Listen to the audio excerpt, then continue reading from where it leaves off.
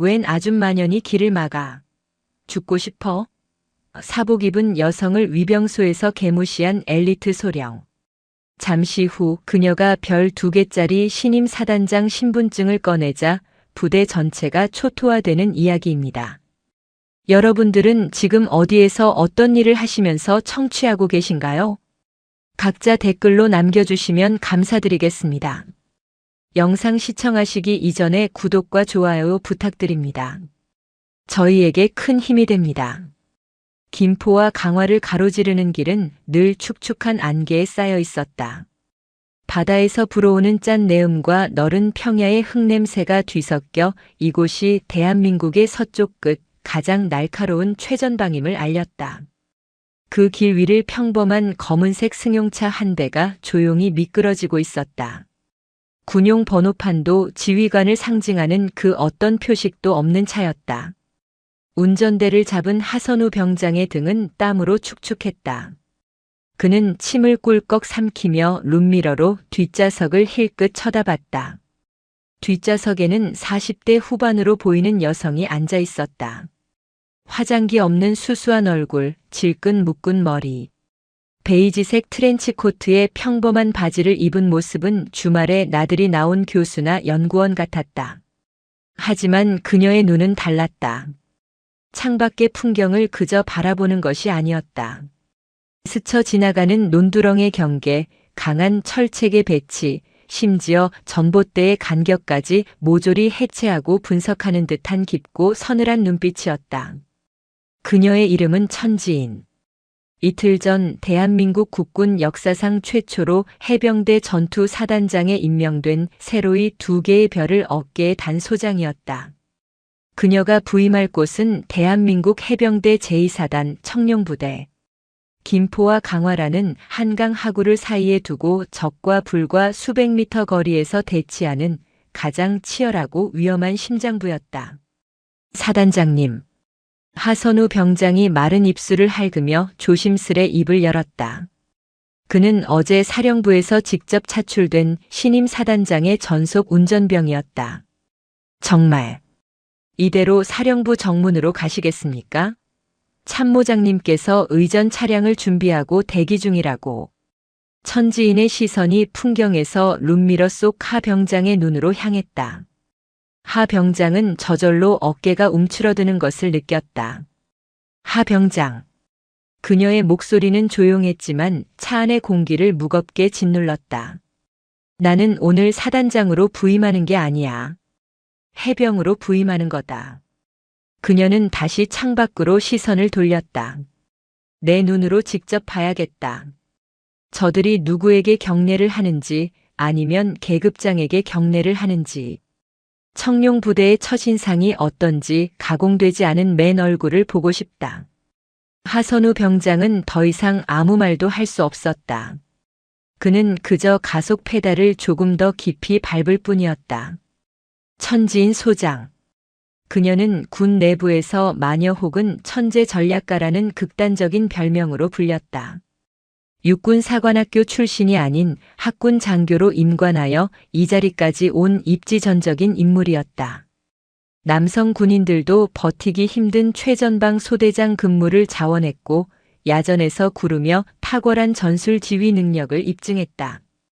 그녀가 작전 계획을 세우면 합참의 깐깐한 늙은 장군들조차 한마디 토를 달지 못했다. 그녀의 계획은 물샐 틈이 없었고 언제나 가장 효율적인 동시에 가장 인도적인 길을 제시했다. 하지만 그녀가 여성이라는 이유로 그녀의 길은 언제나 가시밭길이었다. 승진 때마다 보이지 않는 유리 천장에 부딪혔고 음해와 질시가 그녀의 발목을 잡았다. 그러나 천지인은 단 한 번도 정치에 기대거나 눈물을 보이지 않았다. 그녀는 오직 실력으로 결과로 모든 것을 증명했다. 그리고 마침내 대한민국 해병대의 심장인 제2사단의 사단장이 되었다. 그녀는 자신이 짊어진 무게를 알았다. 이것은 단순히 한 명의 장성이 지휘봉을 잡는 것이 아니었다. 자신을 바라보는 수많은 여군 후배들의 열망이자 동시에 자신을 끌어내리려는 수많은 보이지 않는 손들의 견제였다. 그녀는 눈을 감았다. 머릿속으로 김포 반도의 지도가 3차원으로 펼쳐졌다. 강물의 유속, 조수간만의 차, 적의 예상 침투로 아군의 방어 진지. 청룡 부대는 전설적인 부대였지만 그 명성만큼이나 오래된 관습과 자부심이 때로는 오만함으로 변질될 수 있음을 그녀는 경계했다. 하 병장, 정문 근처에서 속도 줄여. 하지만 멈추지는 말고. 예. 1시간 동안 사단 사령부 외곽을 천천히 돌겠다.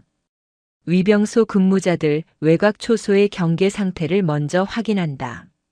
알겠습니다.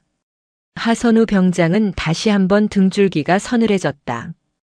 취임식 연설문을 다듬는 대신 부대의 경계 태세부터 확인하는 지휘관. 폭풍은 이미 김포 평야의 안개 속에서 조용히 몸을 일으키고 있었다. 1시간 뒤 검은색 승용차는 마침내 해병대 제2사단 사령부 정문을 향해 기수를 돌렸다. 청룡 부대라는 거대한 붉은색 명패가 위압적으로 서 있었다. 정문은 이중 차단봉으로 굳게 닫혀 있었고 총을 맨 위병들이 날카로운 눈으로 접근하는 차량을 주시하고 있었다. 그때 위병소 안에서 키가 훤칠하고 각 잡힌 전투복을 입은 장교 한 명이 걸어 나왔다. 그의 가슴에는 강철두라는 이름표가, 어깨에는 소령 계급장이 번쩍였다. 강철두 소령. 그는 해병대 사관학교 출신의 엘리트 장교였다. 사단 작전 참모부의 핵심 실무자였지만 오늘은 하필 그가 당직 사관으로 정문 위병 근무를 총괄하는 날이었다. 그는 이 따분한 임무가 영 마음에 들지 않았다. 자신의 능력은 이런 문지기 일이 아니라 거대한 작전판을 그리는 데에 있다고 굳게 믿고 있었다. 웬 민간 차량이야. 그는 접근하는 검은색 승용차를 보며 짜증 섞인 목소리로 중얼거렸다.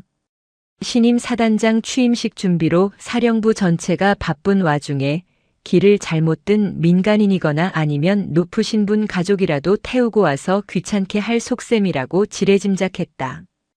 위병이 절도 있게 차를 세우고 운전석 창문으로 다가갔다.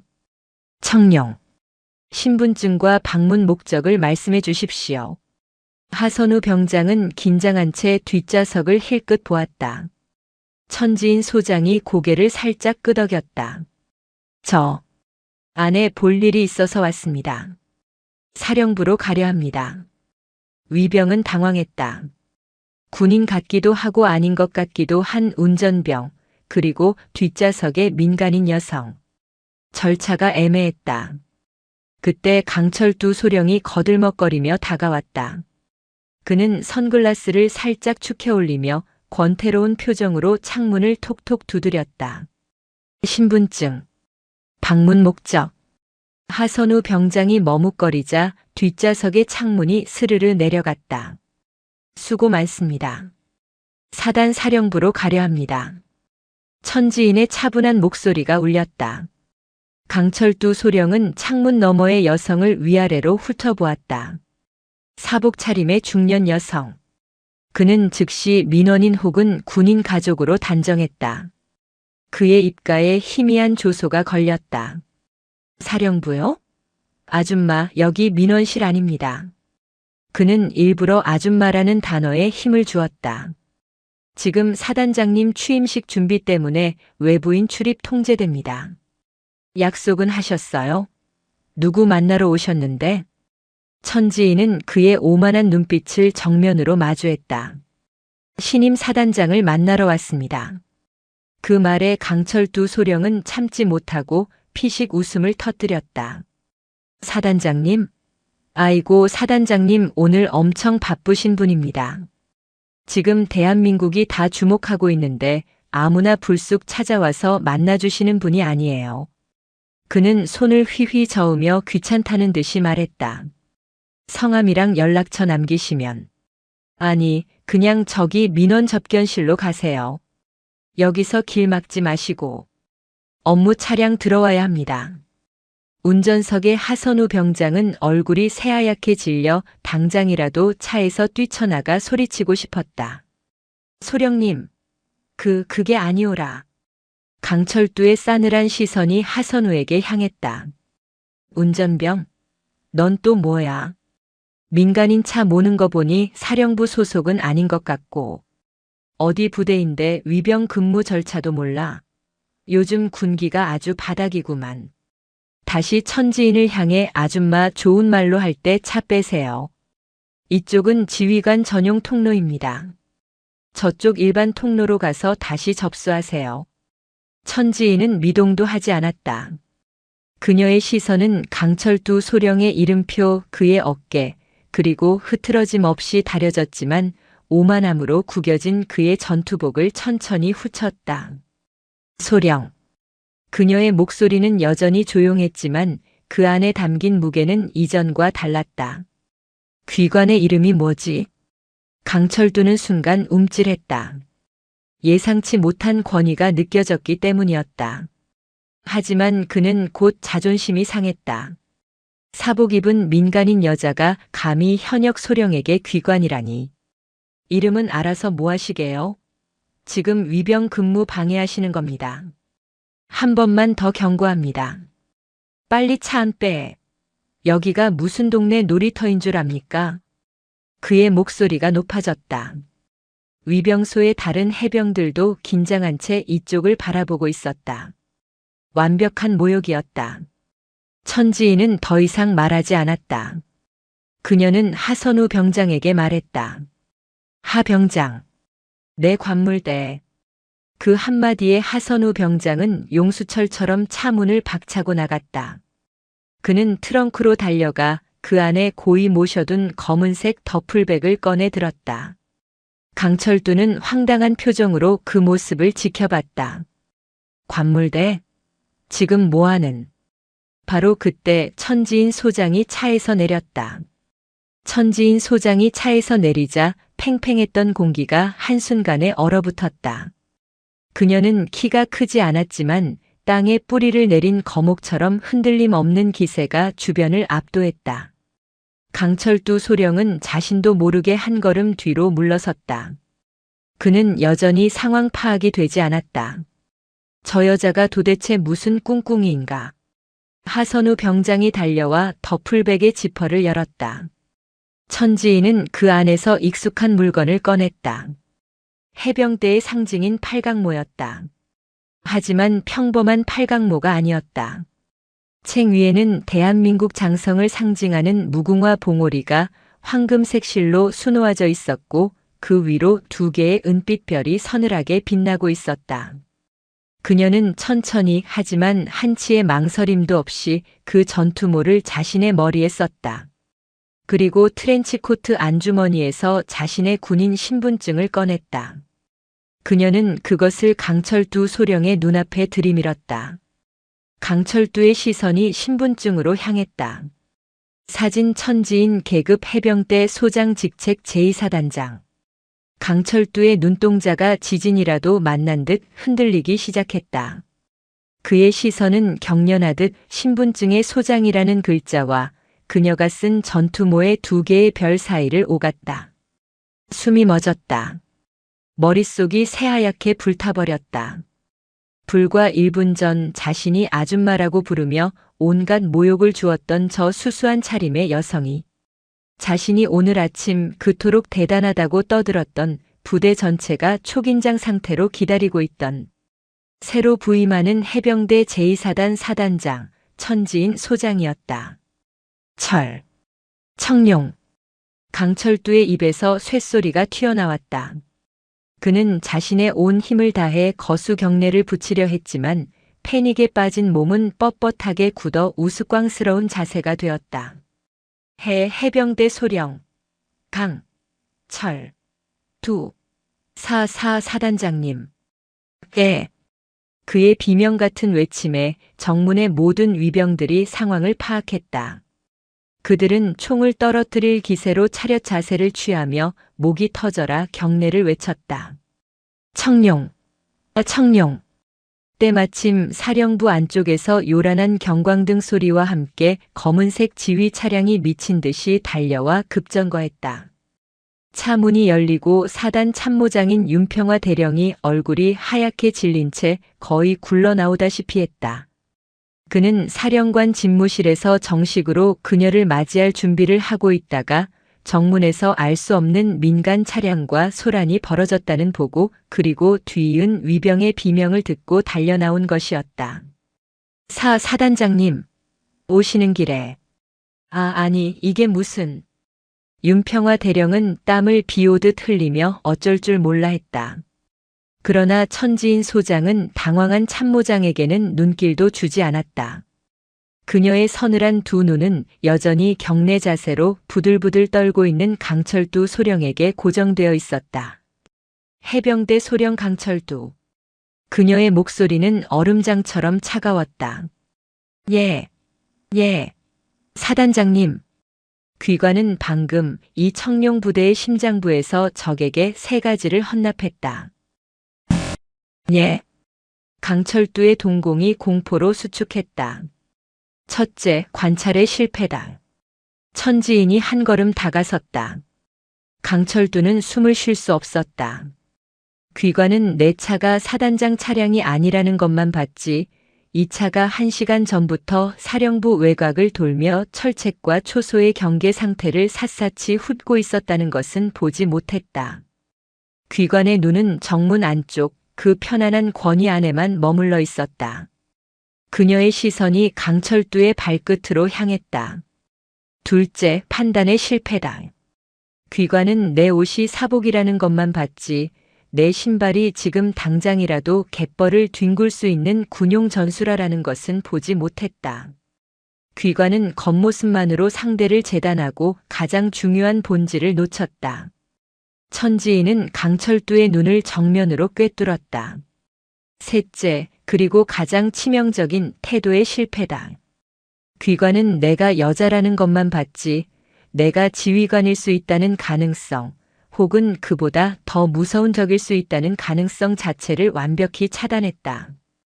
귀관의 그 오만함과 편견이 바로 오늘 이 부대의 철문을 적에게 활짝 열어준 것이다. 그녀의 말 한마디 한마디는 비수가 되어 강철두의 심장에 박혔다. 적은 귀관이 그토록 멸시하는 아줌마의 모습으로 올 것이다. 적은 귀관의 그 안일한 엘리트 의식을 가장 먼저 파고들 것이다. 명심해라 소령. 귀관의 그 썩어 빠진 오만함이 바로 우리 청룡 부대의 가장 큰 구멍이다. 천지인은 그 말을 끝으로 얼어붙은 강철두를 지나쳤다. 그녀는 자신의 차에 다시 오르며 하선우 병장에게 명령했다. 사령부로 가자. 그리고 새파랗게 질린 윤평화 참모장을 향해 말했다. 참모장. 10분 뒤에 내 집무실에서 보지. 오늘 예정된 모든 취임 행사는 취소한다. 예. 알겠습니다. 그리고 차가 출발하기 직전 천지인이 마지막으로 창문을 내렸다. 그녀는 여전히 망부석처럼 서 있는 강철두 소령을 가리켰다. 저 소령. 내 집무실로 11시 정각에 올려보내. 단 1초도 늦지 않도록. 검은색 승용차는 조용히 사령부 안으로 사라졌다. 정문에는 자신의 군 생활, 아니 인생 전체가 끝장났다는 절망감에 휩싸인 강철두 소령과 대한민국 해병대 제2사단 창설 이래 가장 혹독한 첫날을 맞이한 부대원들만이 남아있었다. 오전 10시 45분. 해병대 제2사단 사령부 지하 지휘소, 통칭 청룡의 심장이라 불리는 작전 통제실의 공기는 얼음장처럼 차가웠다.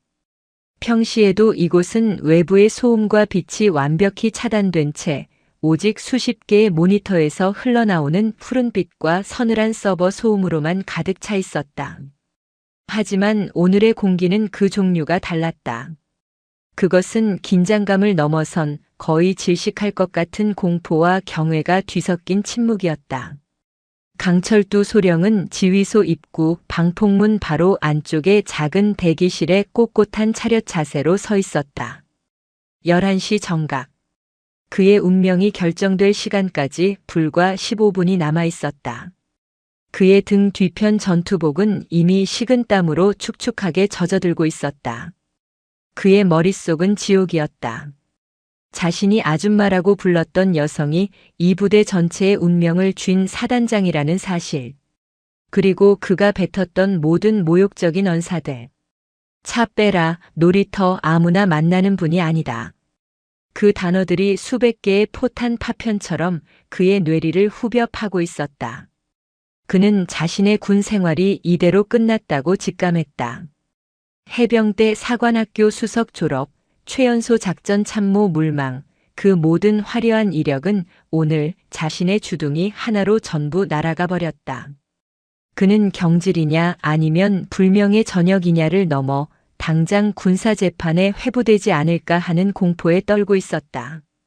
그가 기다리는 방의 두꺼운 방탄유리 너머로 지휘소의 심장부가 보였다. 천지인 소장이 그곳에 서 있었다. 그녀는 정문에서와는 전혀 다른 사람이었다. 10분 만에 집무실에서 가장 빠르고 기능적인 전투복으로 갈아입은 그녀는 트렌치 코트를 입었던 그 수수한 여성이 맞나 싶을 정도로 위압적인 기운을 뿜어냈다. 그녀의 어깨에 달린 2개의 별은 지휘소의 차가운 조명 아래서 유난히 시리게 빛났다. 참모장.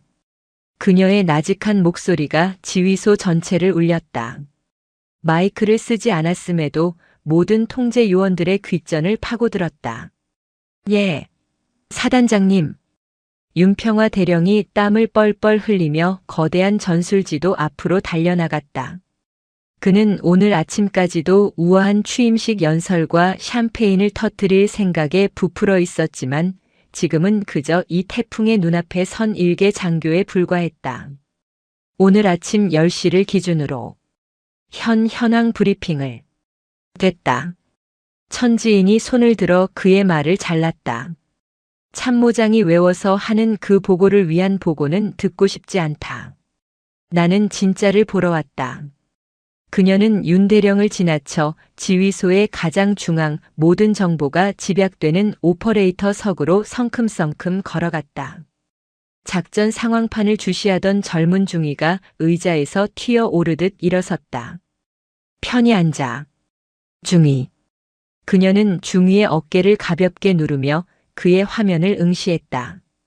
지금 즉시 지난 일주일간의 우리 측 감시 자산 영상 전부를 타임랩스로 돌려라. 특히 강화북단 한강 하구의 중립수역을 중심으로 초계함 이동 경로, 적 해안포 기지 움직임, 야간 열상 감지 데이터까지 하나도 빼놓지 말고. 예. 지금 말입니까? 내 말이 2번 필요한가? 아닙니다. 즉시 실시하겠습니다. 중위가 손을 바삐 놀리는 동안 지휘소의 다른 장교들은 숨을 죽였다. 사단장이 부임 첫날 취임식도 생략한 채 지하 벙커로 내려와 일주일치 감시 데이터를 타임랩스로 돌려보겠다는 것은 그들의 상상을 초월하는 행보였다. 그것은 이력서를 보는 것이 아니라 대상의 일기장을 통째로 뒤져보겠다는 것과 같았다. 윤평화 대령이 황급히 다가왔다. 사단장님, 그 데이터는 양이 너무 방대하여. 방대한가? 그럼 그 방대한 데이터를 매일 확인하고 분석하는 것이 바로 작전 참모부의 임무 아닌가? 천지인의 시선이 화면에 고정된 채였다. 지난 일주일, 적의 움직임이 평소와 다른 점이 있었나? 윤 대령은 말문이 막혔다. 그는 작전 참모가 아니라 사단 전체의 살림을 책임지는 참모장이었다. 이런 세세한 전술적 움직임까지 매일 챙겨볼 리가 없었다. 그는 곁에 있던 작전 참모 대령을 다급한 눈으로 쳐다봤다. 작전 참모가 앞으로 나섰다. 보고 드립니다. 특이 동향. 없었습니다. 평소와 같은 수준이. 그때였다. 정지. 천지인의 날카로운 목소리가 울렸다. 그녀는 타임랩스로 빠르게 돌아가던 영상의 한 부분을 손가락으로 가리켰다. 영상은 사흘 전 새벽 3시 강화도 북단 연미정 앞바다를 비추는 열상 감시 화면이었다. 다시 20초 전부터 10배 느린 속도로 오퍼레이터가 명령을 수행했다. 화면에는 검은 강물 위로 뿌연 열화상만이 일렁이고 있었다. 특이점. 없습니다, 사단장님. 작전 참모가 조심스럽게 말했다. 아니. 천지인이 모니터 앞까지 바싹 다가섰다. 그녀의 눈이 가늘어졌다. 저기, 저 숲을 1분 전 영상과 비교해. 오퍼레이터가 영상을 비교했다. 온도 차이가 없습니다. 아니, 온도가 아니라 형태가 다르다. 1분 전에는 없던 그림자가 미세하게 흔들리고 있어. 저건 위장망이다. 지휘소 전체가 술렁였다. 그 누구도 심지어 이 영상을 매일 분석해야 할 담당자조차 발견하지 못한 것을 부임한 지 1시간도 안 된 사단장이 그것도 타임랩스로 스쳐 지나가는 화면에서 찾아낸 것이다. 영상 확대. 최대치로. 화면이 깨지면서 확대되었다. 그제야 보였다. 강한 숲풀 사이에 주변과 미묘하게 다른 질감을 가진 물체가 희미하게 포착되었다. 저것은 작전 참모의 얼굴이 하얗게 질렸다. 적 특작 부대의 침투조일 수도 있고 아니면 단순히 우리를 떠보기 위한 기만술일 수도 있지. 천지인은 차분했다. 오히려 그녀의 눈은 기이한 활력으로 빛나고 있었다. 마치 오랫동안 기다려온 사냥감을 발견한 맹수처럼. 하지만 중요한 건 저들은 사흘 전 새벽에 저곳에 있었고 우리는 그것을 지금 알았다는 사실이다. 저들이 저곳에서 뭘 했는지, 데이터를 심었는지, 아니면 그저 우리의 경계 수준을 비웃고 돌아갔는지 우리는 아무것도 모른다. 그녀는 작전 참모를 돌아보았다. 귀관의 보고서는 특이 동향 없음이었지. 틀렸어. 동향은 있었고 우리가 무능했을 뿐이다. 작전 참모는 고개를 숙인 채 아무 말도 하지 못했다. 바로 그 순간이었다. 삐읍 삐읍 삐읍 삐읍. 지휘소 전체에 날카로운 경고음이 울렸다. 긴급 상황. 긴급 상황. 통신병이 헤드셋을 부여잡고 소리쳤다. 김포북단, 애기봉 전방, 한강 하구 중립수역에서 미확인 고속정 한 척 남측 수역으로 접근 중. 속도 20노트. 예상 침범 시간 3분 전. 지휘소의 모든 공기가 폭발했다. 뭐야? 의적 고속정? 지금? 대응 매뉴얼. 매뉴얼 가져와. 윤평화 대령이 허둥대며 소리쳤다. 당장 경고 방송 실시하고 고속정 편대 출동. 전원 동작 그만. 모든 것을 집어삼키는 목소리. 천지인이었다. 그녀는 지휘소 중앙의 사단장석에 앉는 대신 모든 상황판이 한눈에 보이는 통제 데스크의 한쪽 다리를 걸치고 섰다. 참모장, 흥분하지 마. 적은 그걸 노린 거야. 예. 하지만 당장 침범. 오늘이 무슨 날이지? 예. 오늘. 천지인이 그를 꿰뚫어 보며 말했다. 이 부대에 무슨 일이 있는 날이냐고 물었다. 신임 사단장 취임식이 있는 날입니다. 그래. 적들도 안다. 지휘관이 바뀌는 날 군의 경계 태세가 가장 이완되거나 혹은 과잉 반응하는 날이라는 것을. 저 고속정은 우리에게 총을 쏘러 오는 게 아니야. 나를 테스트하러 오는 거다. 그녀의 눈이 모든 모니터를 훑었다. 통신병. 예. 사단장님. 경고 방송 하지 마. 예. 하지 마. 우리가 그들을 봤다는 사실을 그들이 알게 하지 마라. 그들은 지금 우리가 허둥지둥 경고 방송을 틀고 고속정을 띄우길 기다리고 있다. 그게 그들의 데이터가 될 테니까.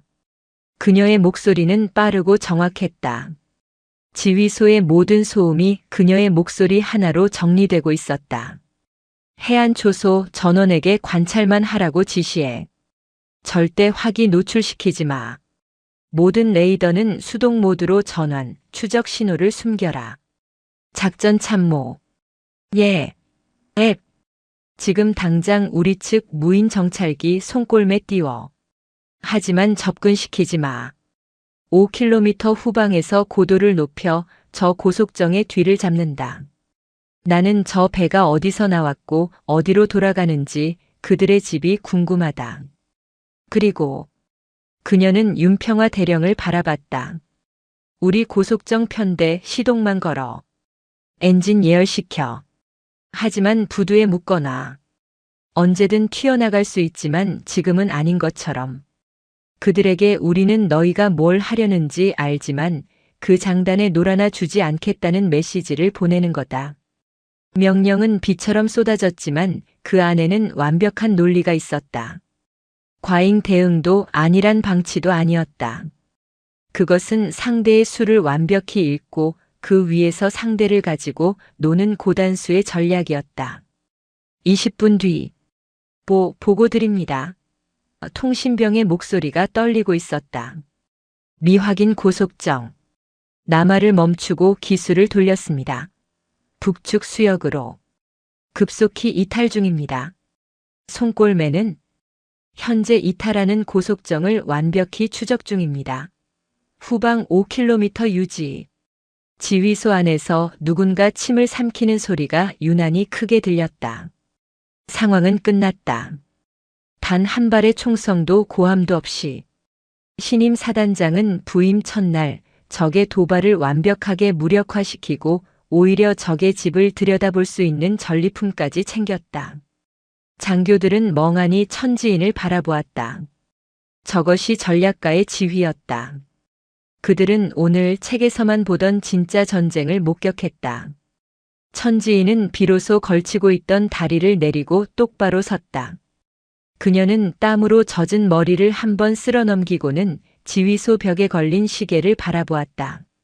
시계는 정확히 11시 정각을 가리키고 있었다.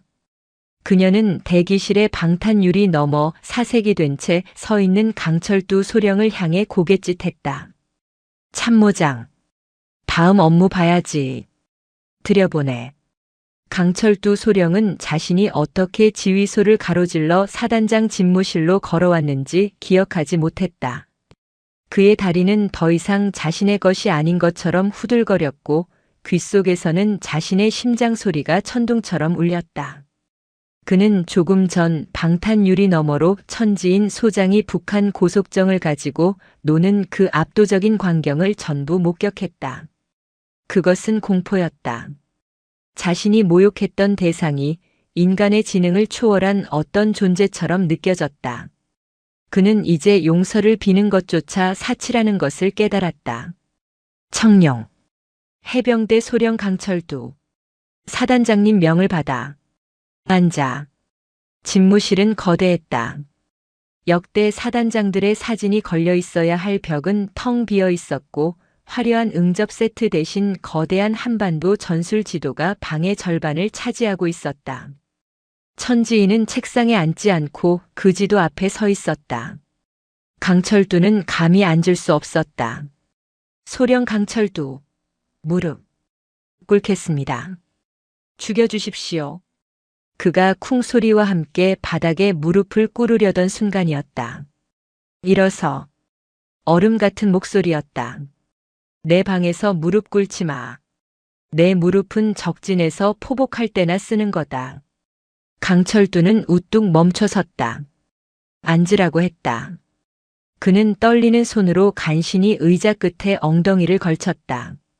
천지인은 그에게 등을 보인 채 여전히 지도를 바라보고 있었다. 강소령. 귀관은 내가 왜 화가 났다고 생각하지? 저를 아줌마라 부르고 모욕했기 때문이라. 틀렸어. 천지인이 돌아섰다.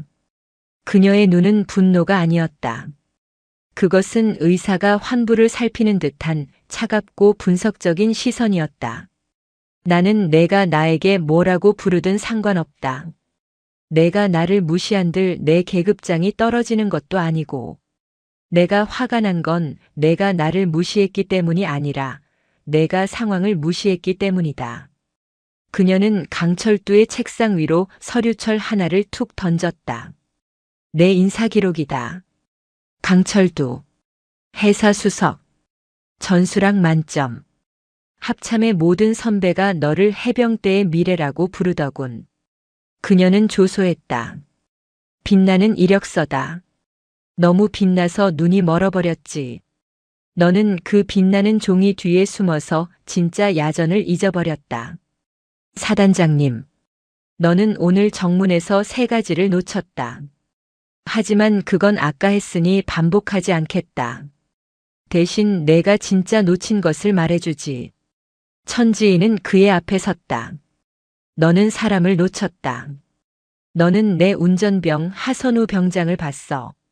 하지만 너는 그를 존재로 취급하지 않았지. 그저 내 차를 모는 부속품 정도로 여겼다. 그가 입은 전투복, 그의 긴장한 눈빛, 그가 우리 해병이라는 사실. 너는 아무것도 보지 못했다. 내 눈에는 오직 내 밑에 계급과 내 위의 계급만 보일 뿐이니까. 강철두는 고개를 들 수 없었다. 정곡을 찔렸다. 너는 내가 똑똑하다고 생각하지, 강소령? 그래, 너는 똑똑해. 내가 짠 작전 계획서는 완벽하더군. 하지만 전쟁은 종이 위에서 일어나지 않아. 그 작전을 수행하는 건 내가 무시하는 하선우 병장 같은 병사들이다. 너의 그 오만함, 그 선민의식, 그게 내가 가진 가장 뛰어난 재능을 좀먹고 있다. 너는 훌륭한 참모가 될 순 있어도 절대로 지휘관은 될 수 없다. 부하의 마음을 얻지 못하는 지휘관은 전장에서 가장 먼저 총을 맞는 법이니까. 강철두의 눈에서 기어이 눈물 한 방울이 툭 떨어졌다. 그것은 분에서도 억울해서도 아니었다. 부끄러움이었다. 자신의 속내가 이토록 완벽하게 발가벗겨진 것은 생전 처음이었다. 그래서 말이다, 소령. 천지인은 자신의 책상으로 돌아가 또 다른 서류철을 집어들었다. 이것은 훨씬 두껍고 낡아 보였다. 나는 너를 벌주지 않을 생각이다. 예. 강철두가 놀라 고개를 들었다. 너를 징계위원회에 넘기거나 전출시키는 건 너무 쉬운 일이야. 그건 내 방식이 아니다. 나는 내 사람을 그렇게 쉽게 버리지 않아. 특히 너처럼 쓸만한 칼은. 그녀는 그 낡은 서류철을 강철두 앞에 던졌다.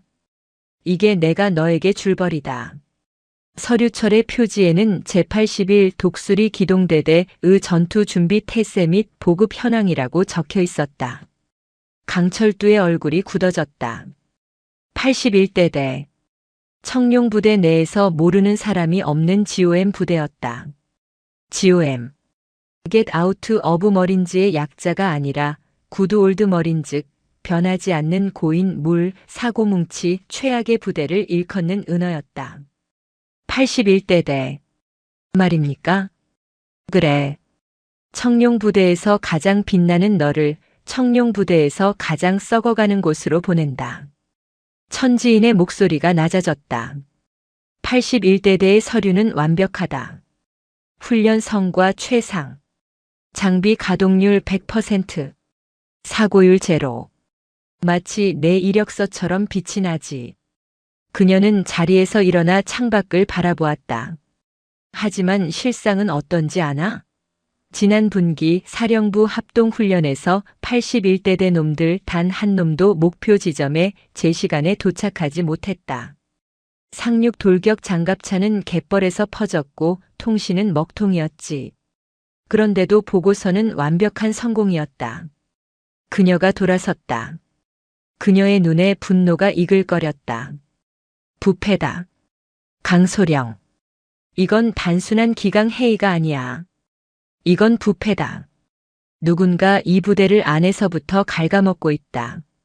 훈련 예산을 빼돌리고 장비를 허위로 보고하고 병사들의 피와 땀을 착복하고 있어. 그리고 그 썩은 고름이 아까 지휘소에서 본 사흘 전의 위장망을 놓치게 만든 거다. 천지인은 강철두에게 다가와 그의 어깨를 짚었다. 그가 움찔했지만 그녀는 단단히 그를 붙잡았다. 너는 오늘 내게 모욕을 줬지만 그들은 매일 이청룡의 명예에 똥칠을 하고 있다. 나는 너의 그 오만함이 싫지만 너의 그 완벽주의와 능력은 필요하다. 사단장님, 저는 선택해라 강소령. 그녀가 손을 뗐다. 이대로 불명예스럽게 쫓겨나서 내가 그토록 사랑하는 해병대를 떠나든가. 아니면 오늘부로 내가 가진 모든 것을 버리고 저 시궁창으로 직접 들어가든가. 그녀는 책상에서 81대대 대대본부 참모작전 장교 임명장을 꺼냈다. 소령이 갈 자리가 아니었다. 사실상 강등이었다. 너의 그 잘난 머리로 내가 그토록 경멸하는 아래 것들 속으로 들어가서 그들의 언어로 말하고 그들의 밥을 먹고 그들의 고통을 직접 느껴라. 그리고 찾아내. 누가 이 청룡 부대를 좀먹고 있는지 그 대가리를 찾아내. 그것은 명령이자 기회였다. 지옥으로 떨어지는 동시에 구원을 향한 유일한 동아줄이었다. 강철두는 더 이상 떨지 않았다. 그는 바닥에 떨어진 자신의 팔강모를 주워들었다. 이마에 땀자국이 선명했다. 그는 의자에서 일어나 이번에는 완벽한 흔들림 없는 자세로 경례를 붙였다. 그의 눈에는 공포 대신 도끼가 서려 있었다. 청룡, 해병대 소령 강철두. 지금 이 시간부로 제81 독수리 기동대대 작전 참모로 부임을 명받았습니다. 천지인의 입가에 부임 이후 처음으로 희미한 미소가 스쳤다. 좋다. 내 사냥개가 되어라 강소령. 가서 물어뜯어. 청룡. 강철두는 경례를 풀고 뒤로 돌아 밖으로 나갔다. 그의 걸음걸이는 더 이상 오만한 엘리트의 것이 아니었다. 그것은 지옥의 문턱을 밟는 자의 비장한 발걸음이었다. 강철두를 내보낸 천지인 소장은 잠시 숨을 골랐다. 그녀는 윤평화 참모장에게 단 2마디를 지시했다. 오후에 모든 정식 보고 일정 취소한다. 그리고 사단장 식사는 병사 식당에서 한다. 모든 장교는 빠져. 윤평화 대령은 이제 그녀의 말에 토를 다는 것이 무의미하다는 것을 깨달았다. 그는 그저 묵묵히 경례하고 지시를 이행할 뿐이었다. 점심시간. 해병대 2사단 사령부의 거대한 병사 식당이 술렁이기 시작했다. 식판을 들고 줄을 서던 수백 명의 해병들이 일순간 동작을 멈췄다. 신임 사단장 천지인 소장이 식판을 들고 그들 뒤에 줄을 섰기 때문이었다. 그녀의 뒤에는 오직 운전병 하선우 병장만이 어쩔 줄 모르겠다는 표정으로 서 있었다. 사단 참모장, 각 부서의 대령, 중령들은 식당 입구에서 들어오지도 못하고 그저 바라보고만 있었다. 뭐하나? 배식 받아야지. 천지인이 앞자리의 상병에게 나직하게 말했다. 그제야 해병들은 로봇처럼 다시 움직이기 시작했다. 깍두기 하나, 밥 한 톨도 흘리지 않으려는 극도의 긴장감 속에서 배식이 이어졌다. 천지인은 묵묵히 밥과 국 그리고 3가지 반찬을 받았다. 평범한 병사 식단이었다. 그녀는 식당 중앙 가장 평범한 테이블에 앉아 하선우 병장을 맞은편에 앉혔다. 하 병장, 밥 먹어. 임무 중이다. 예, 알겠습니다. 그녀는 숟가락을 들었다. 그리고 정확히 밥 한 술, 국 한 술, 반찬 하나를 맛보았다. 그리고 숟가락을 내려놓았다. 식당 전체가 다시 얼어붙었다. 그녀의 맞은편에 앉은 하선우 병장은 음식을 씹지도 못하고 눈만 굴리고 있었다. 천지인은 하선우를 바라보았다. 하 병장. 예. 이병 하선우.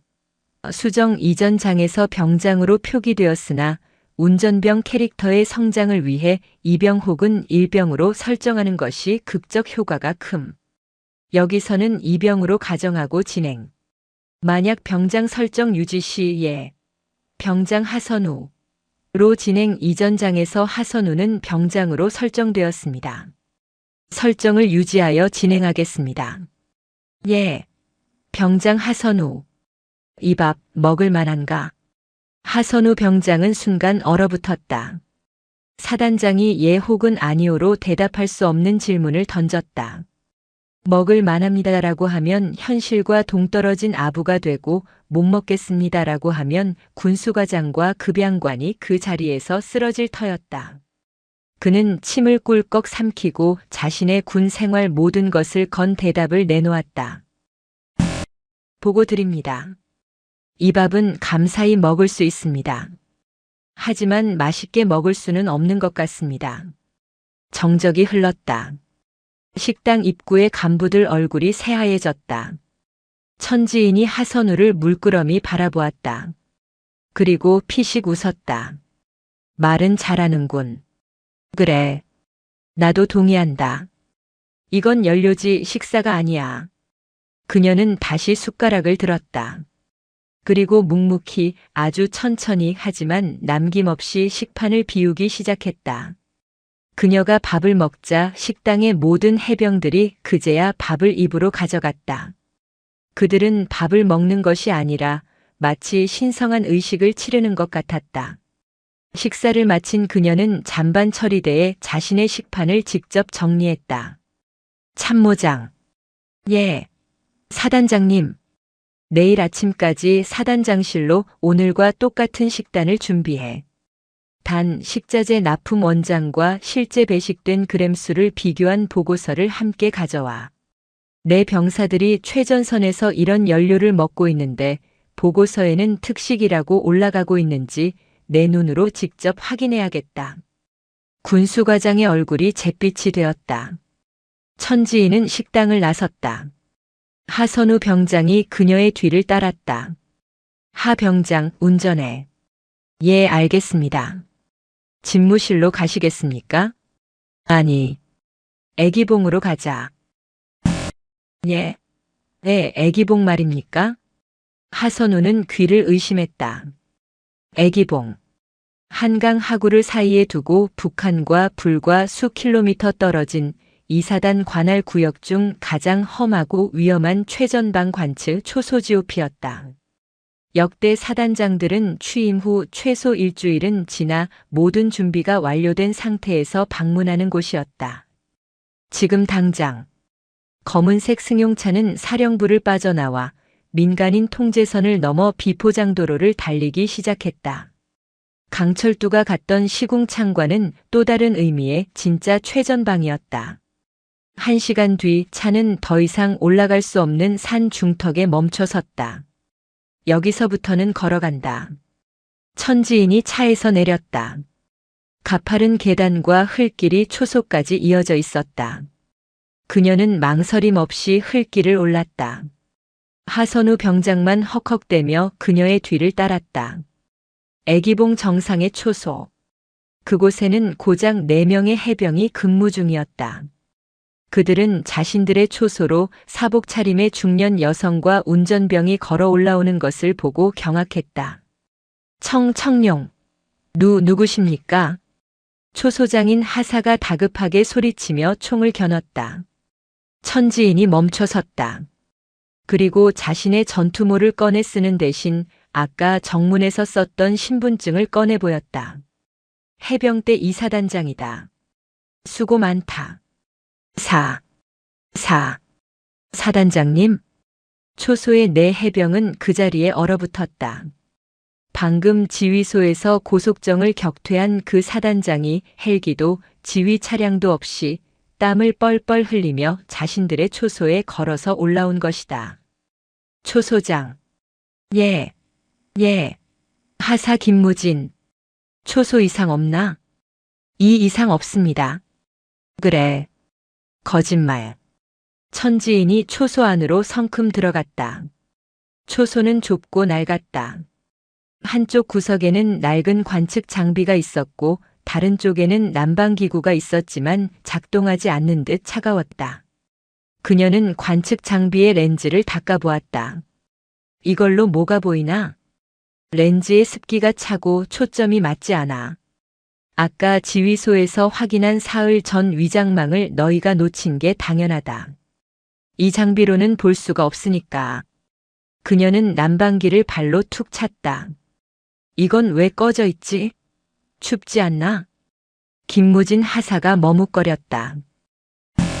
어젯밤에 고장났습니다. 수리 요청. 올렸습니다. 수리 요청? 언제 온다고 하던가? 천지인은 한숨을 내쉬었다. 이리 와봐라.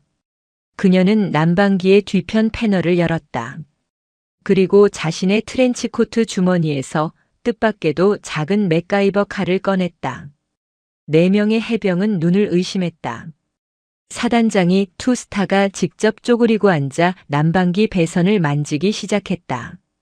이거 단순 과열로 인한 퓨즈 단선이군. 하 병장, 차에서 예비 퓨즈 가져와. 내 더플백 오른쪽 주머니에 항상 넣어 다닌다. 예, 예, 알겠습니다. 하선우 병장이 미친 듯이 뛰어내려갔다. 천지인은 퓨즈를 기다리는 동안 초소의 막내 이병을 바라보았다. 얼굴이 앳된 갓 20살이 되어 보이는 병사였다. 이름이 뭔가 꼬마 해병. 에이, 이병. 최약진입니다. 그래, 최이병. 집은 어딘가? 포항입니다. 포항? 해병대 집안인가 보군. 무서운가 여기가? 최약진 이병은 질문의 의도를 몰라 머뭇거렸다. 솔직하게. 괜찮아. 조금. 무섭습니다. 하지만 괜찮습니다. 그래. 무서워야 정상이다. 여긴 무서워해야 하는 곳이야. 무서워하지 않는 놈은 아까 정문의 그 소령처럼 오만하거나 아니면 바보다. 그녀는 최이병의 어깨를 두드려 주었다. 너희들이 왜 이 춥고 무서운 곳에 있는지 아나? 너희들이 여기서 떨어야 포항에 있는 내 어머니가 2발 뻗고 주무실 수 있기 때문이다. 그리고 내 임무는 그때 하선우 병장이 퓨즈를 들고 뛰어 올라왔다. 천지인은 퓨즈를 받아 끼우고 몇 가닥의 선을 다시 연결했다. 내 임무는 너희들이 무섭지만 춥지 않게.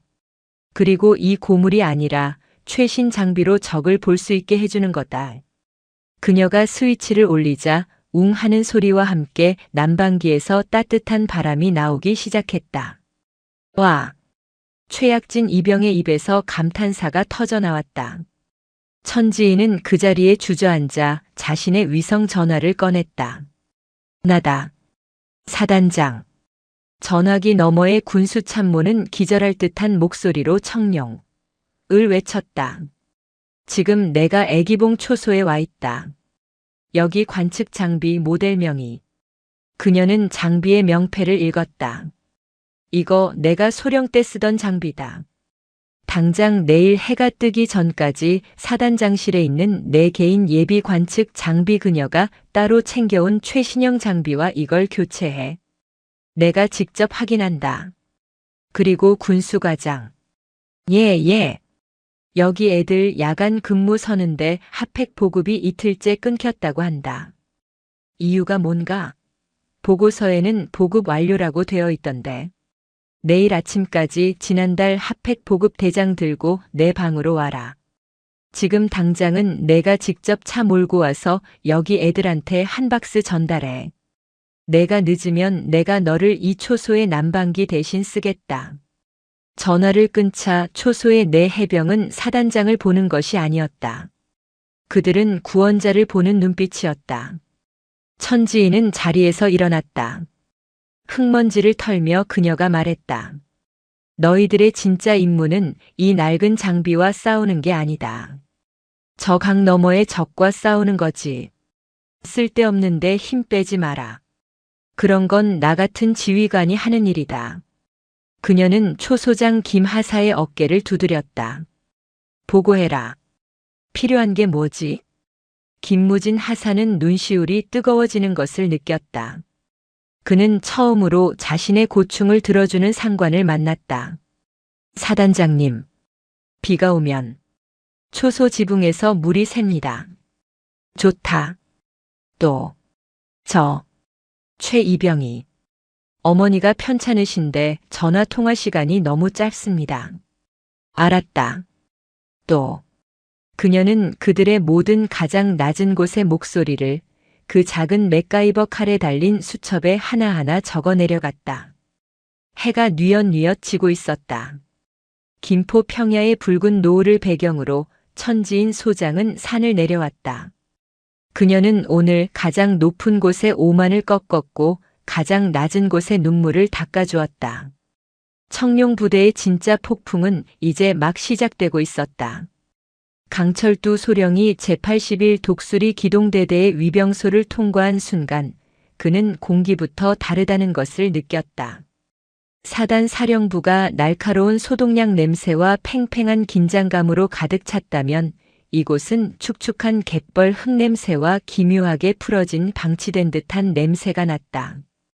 위병소 근무자의 경례는 절도가 있었으나 그 눈빛에는 사단장의 사냥개가 도착했다는 경계심이나 두려움 대신 어차피 스쳐 지나갈 또 한 명의 간부를 보는 듯한 무관심이 서려 있었다.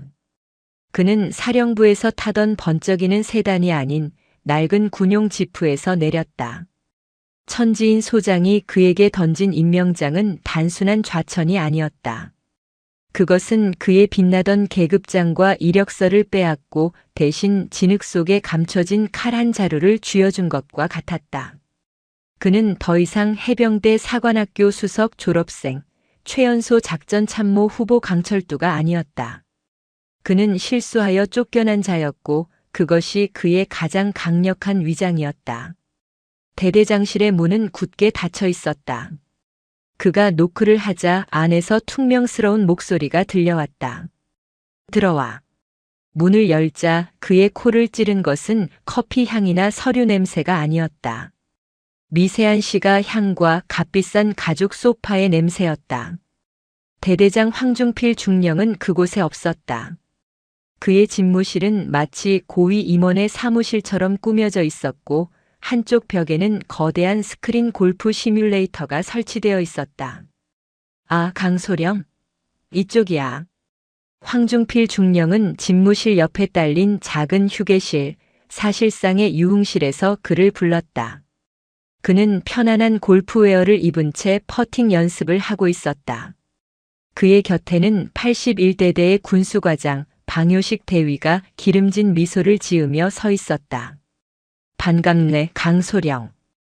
해병대의 미래께서 어쩌다 이런 누추한 곳까지 오셨나. 황중필의 목소리에는 환대 대신 노골적인 조롱이 담겨 있었다. 그는 이미 강철두가 사단장에게 모욕을 주고 쫓겨났다는 소문을 모두 듣고 있었다. 강철두는 감정을 지웠다. 그는 오직 군인으로서의 프로토콜에만 집중했다. 그는 황중필이 골프 퍼터를 든 채로 있건 말건 그를 향해 완벽한 각도로 경례를 붙였다. 청룡.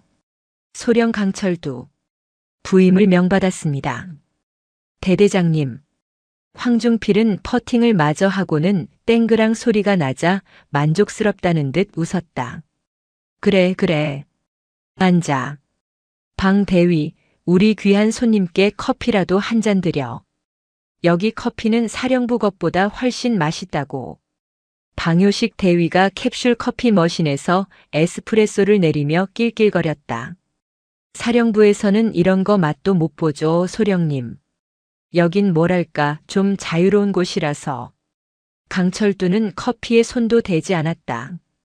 그는 꼿꼿한 자세로 황중필을 바라보았다. 대대장님, 제가 맡을 임무를 하달해 주십시오. 황중필은 그의 딱딱한 태도가 마음에 들지 않는다는 듯 미간을 좁혔다.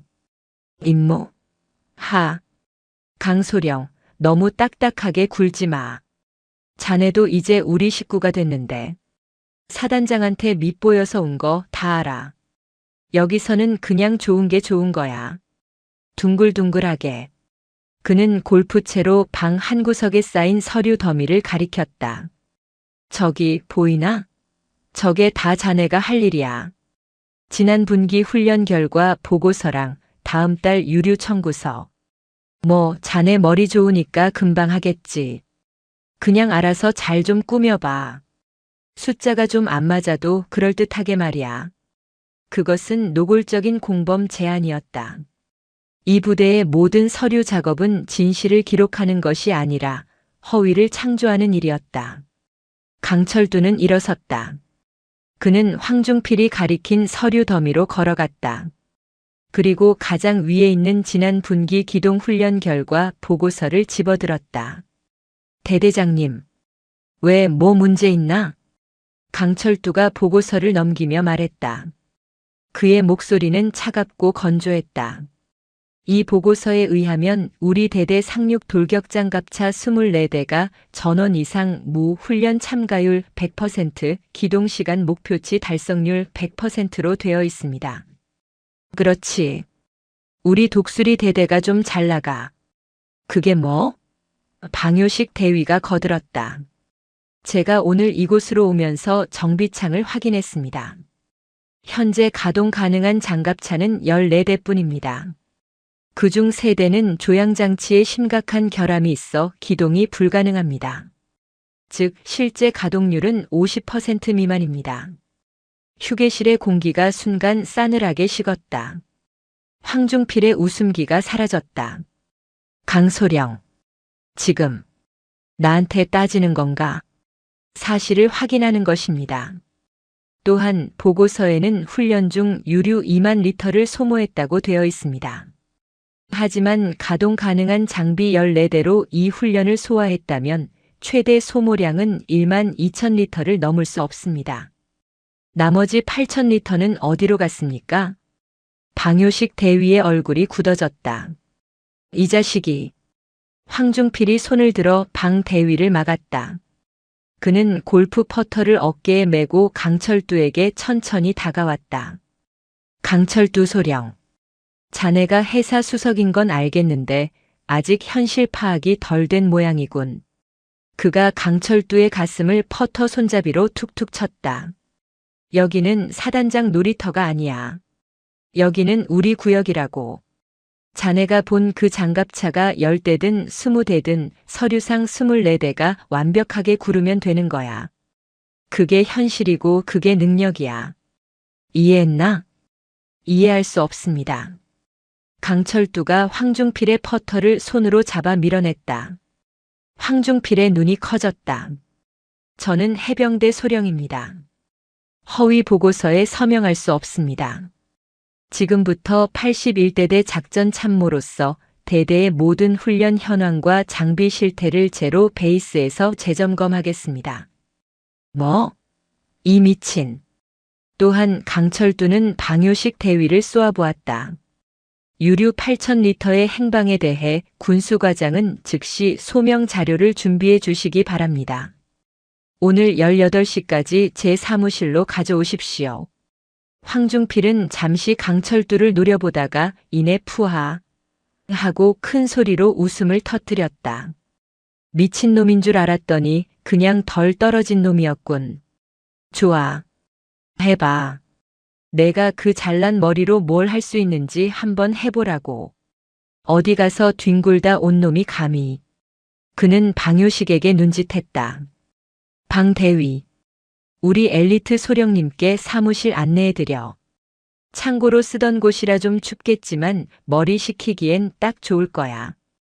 방효식 대위가 비웃으며 앞장섰다. 이쪽입니다, 작전 참모님.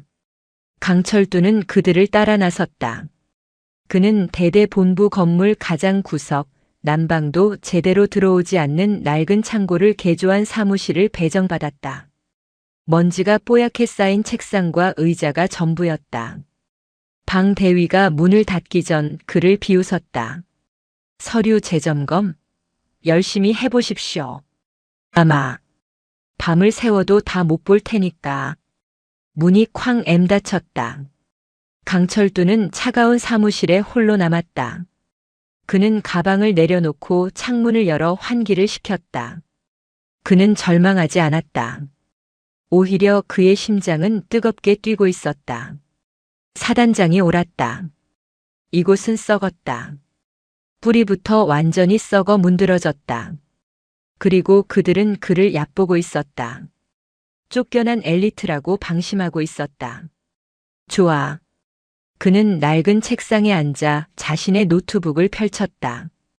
밤을 새워서라도 내가 너희들 장부 속에 숨겨둔 모든 귀신들을 잡아내주지. 그는 황중필이 던져준 허위 보고서 뭉치를 가져왔다.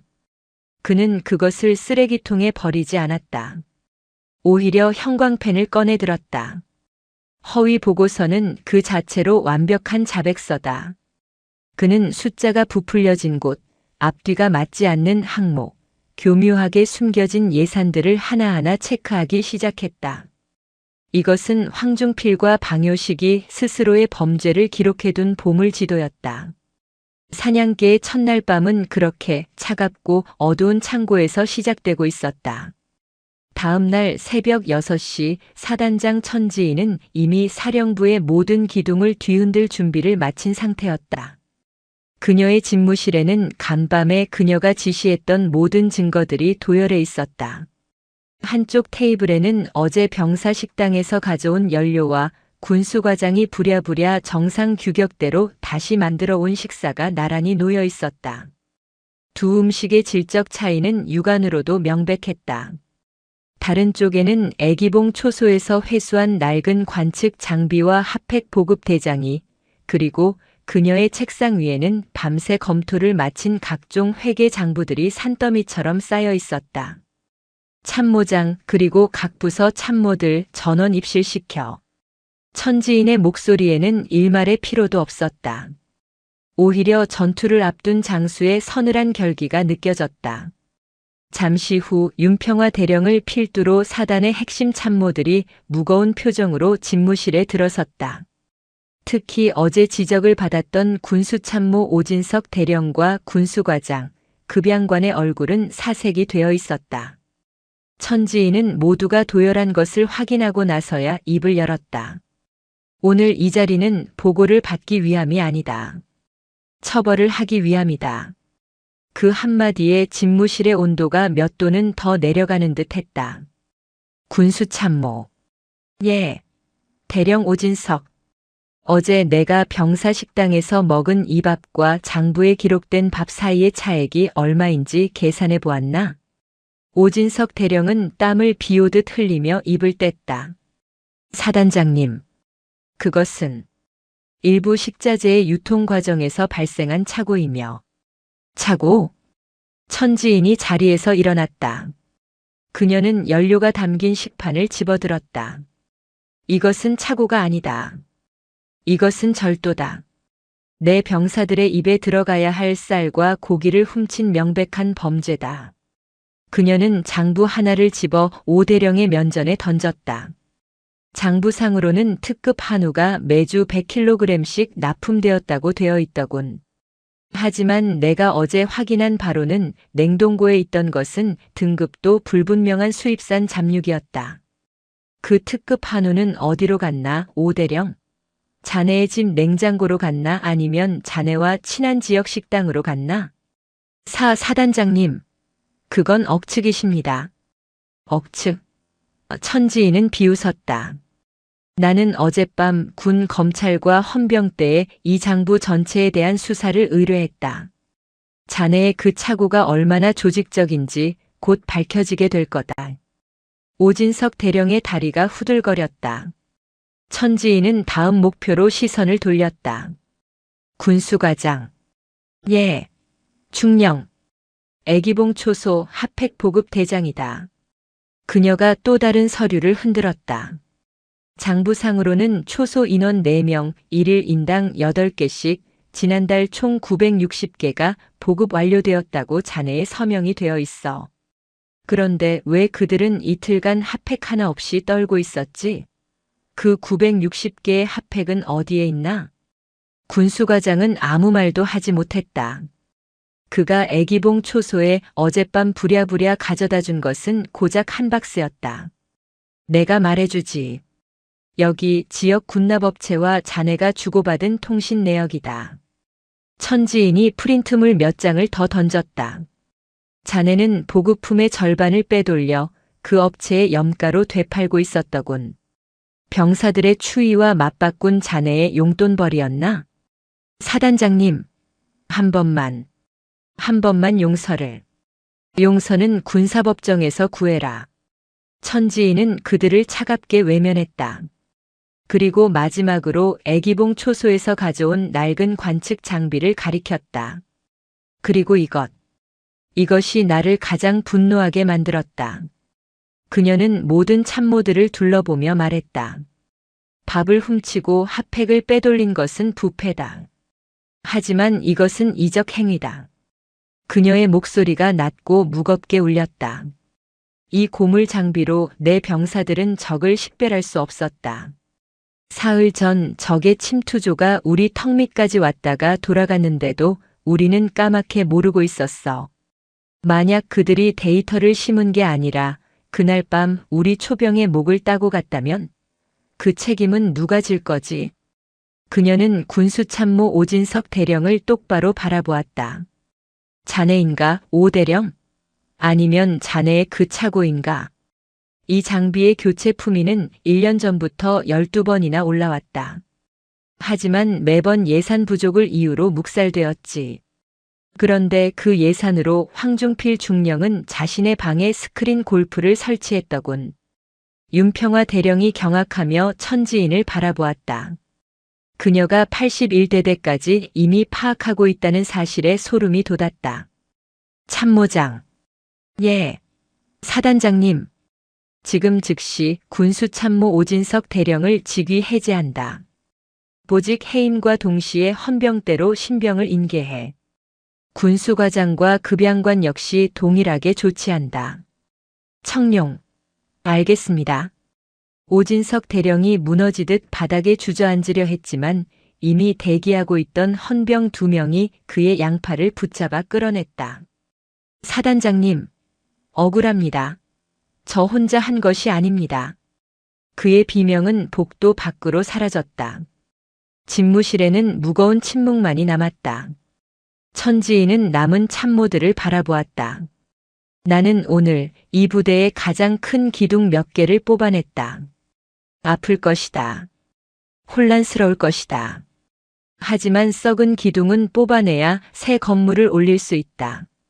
그녀는 창밖을 바라보았다. 아침 해가 떠오르고 있었다. 나는 너희들에게 충성을 강요하지 않는다. 하지만 능력과 정직은 요구하겠다. 내 병사들을 위한 일에 그 2가지를 갖추지 못한다면 그 누구라도 오진석 대령의 뒤를 따르게 될 것이다. 그녀는 그들에게 등을 돌렸다. 이제 각자의 자리로 돌아가서 진짜 업무를 시작해. 오늘부로 해병대 2사단의 모든 군수 및 보급 체계는 내가 직할 통제한다. 이상. 참모들이 굳은 얼굴로 경례를 하고 빠져나갔다. 집무실에 홀로 남은 천지인은 그제야 깊은 숨을 내쉬었다. 그녀는 하선우 병장을 불렀다. 하 병장. 예, 사단장님. 어제 내가 부탁한 것 가져왔나?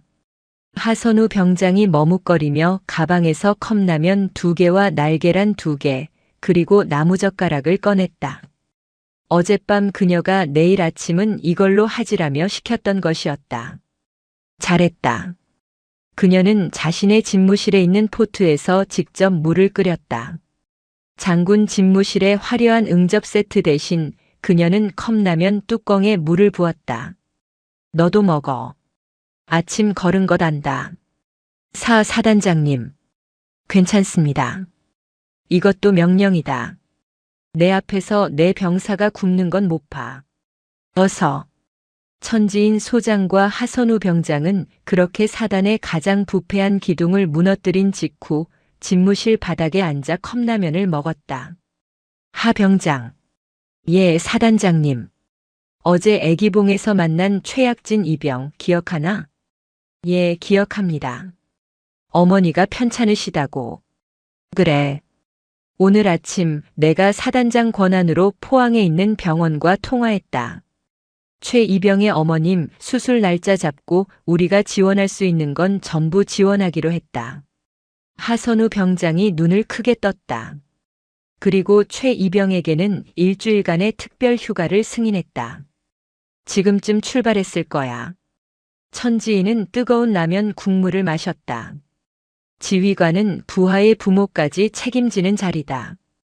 그래야 그 부하도 내 등을 믿고 적에게 돌격할 수 있는 거다. 하선우 병장은 코끝이 찡해지는 것을 느꼈다. 그는 이 순간을 평생 잊지 못할 것이라고 생각했다. 그가 모시는 이 지휘관은 가장 무서운 전략가인 동시에 가장 따뜻한 어머니였다. 강철두 소령은 이틀 밤을 꼬박 세웠다. 그가 배정받은 창고 사무실은 완벽한 고립 공간이었다. 황중필 중령과 방효식 대위는 그가 제풀에 지쳐 떨어져 나가거나 혹은 적당히 타협안을 들고 오기를 기다리며 그를 철저히 방치했다. 식사도 배달되지 않았고 그 누구도 그의 사무실을 찾지 않았다. 하지만 그들은 강철두가 어떤 인물인지 몰랐다. 그는 사령부에서 챙겨온 비상식량으로 버티며 그들이 쓰레기라고 던져준 허위 보고서 뭉치 속에서 진실을 캐내고 있었다.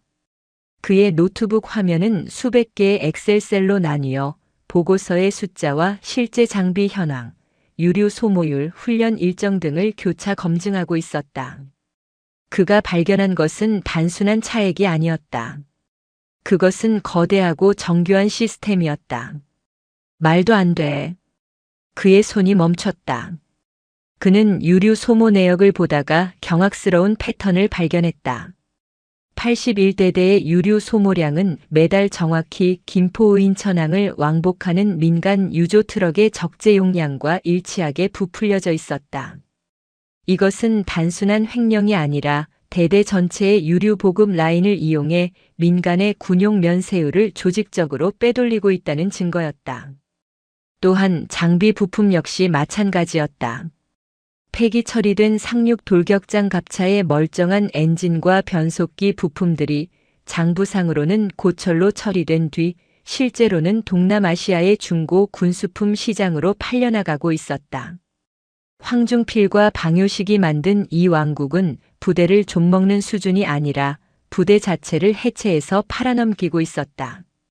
이 정도 규모라면 황중필 혼자서는 불가능해. 강철두의 등골이 서늘해졌다. 이것은 최소한 어제 직위 해제된 군수참모 오진석 대령 혹은 그 윗선과 연결되어 있지 않으면 불가능한 범죄였다. 천지인 소장이 그를 이곳에 보낸 이유가 명확해졌다. 그녀는 81대대를 단순한 부패의 온상이 아니라 거대한 범죄 조직의 본거지로 의심하고 있었던 것이다. 그때였다. 사무실 문이 조용히 열렸다. 강철두는 반사적으로 노트북을 덮었다. 문틈으로 들어온 것은 방효식 대위가 아니었다. 정비창에서 만났던 무뚝뚝한 얼굴의 백상사였다. 그의 손에는 김이 모락모락 나는 컵라면과 따뜻한 캔커피가 들려 있었다. 백상사는 아무 말 없이 그것을 강철두의 책상 위에 놓았다. 이틀 동안 아무것도 안 드신 것 같아서. 강철두는 경계의 눈빛을 풀지 않았다. 무슨 속셈이지, 백상사. 백상사는 낡은 의자에 주저앉아 자신의 작업복에 묻은 기름을 닦아냈다. 소령님이 여기 오신 첫날 방 대위놈 면전에다 대고 개소리 말라고 했을 때 속이 다 시원했습니다. 저 새끼들 여기 온 지 3년 됐습니다. 3년 동안 저놈들 배만 불리고 우리 애들은 똥물 같은 밥 먹으면서 고장난 장비로 훈련하다가 다리 부러지고 팔 부러졌습니다. 그런데도 보고서에는 항상 완벽한 훈련이랍니다. 백상사의 눈에 분노가 이글거렸다. 소령님, 사령부에서 쫓겨나서 오신 거 압니다. 근데 소령님 눈은 저놈들하고 다릅니다. 소령님은 장비를 볼 줄 압니다. 그리고 사람 고생하는 것도 볼 줄 압니다. 강철두는 침묵했다. 정문에서 천지인 소장에게 들었던 너는 사람을 놓쳤다는 질책이 가슴을 찔렀다. 뭘 원하나 백상사? 원하는 거 없습니다. 그냥 이 지옥 좀 끝내주십시오. 우리도 진짜 해병처럼 살아보고 싶습니다. 강철두는 그를 물끄러미 바라보았다. 이것은 함정이 아니었다. 이것은 절망의 끝에서 내민 진심 어린 손이었다. 강철두가 노트북을 다시 열었다. 백상사, 내가 지금 뭘 보고 있는지 아나? 그는 화면을 백상사에게 돌렸다. 유류 밀반출 내역과 장비 부품 밀매 정황이 정리된 파일이었다. 백상사의 얼굴이 하얗게 질렸다. 이걸 어떻게? 나는 서류만 봤다. 하지만 백상사는 현장을 알고 있겠지. 이 검은 장부, 이 물건들이 실제로 오고 가는 그 창고가 어딘지. 백상사는 입술을 깨물었다. 그는 잠시 망설이다가 결심한 듯 입을 열었다. 했습니다. 대대 뒤편, 지금은 사용하지 않는 제4경납고입니다. 그곳은 방 대위놈하고 황중령놈 지문이 없으면 아무도 못 들어갑니다. 모든 검은 물건들은 거길 통해서 나가고 현금은 거길 통해서 들어옵니다. 강철두의 눈이 빛났다. 좋아. 백상사, 오늘 밤 정비창에 남아줄 수 있나? 나는 그 경납고에 직접 들어가 봐야겠다. 미쳤습니까, 소령님? 거긴 경비 시스템이.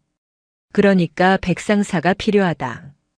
경비 시스템을 잠시 먹통으로 만들 수 있나? 딱 10분이면 된다.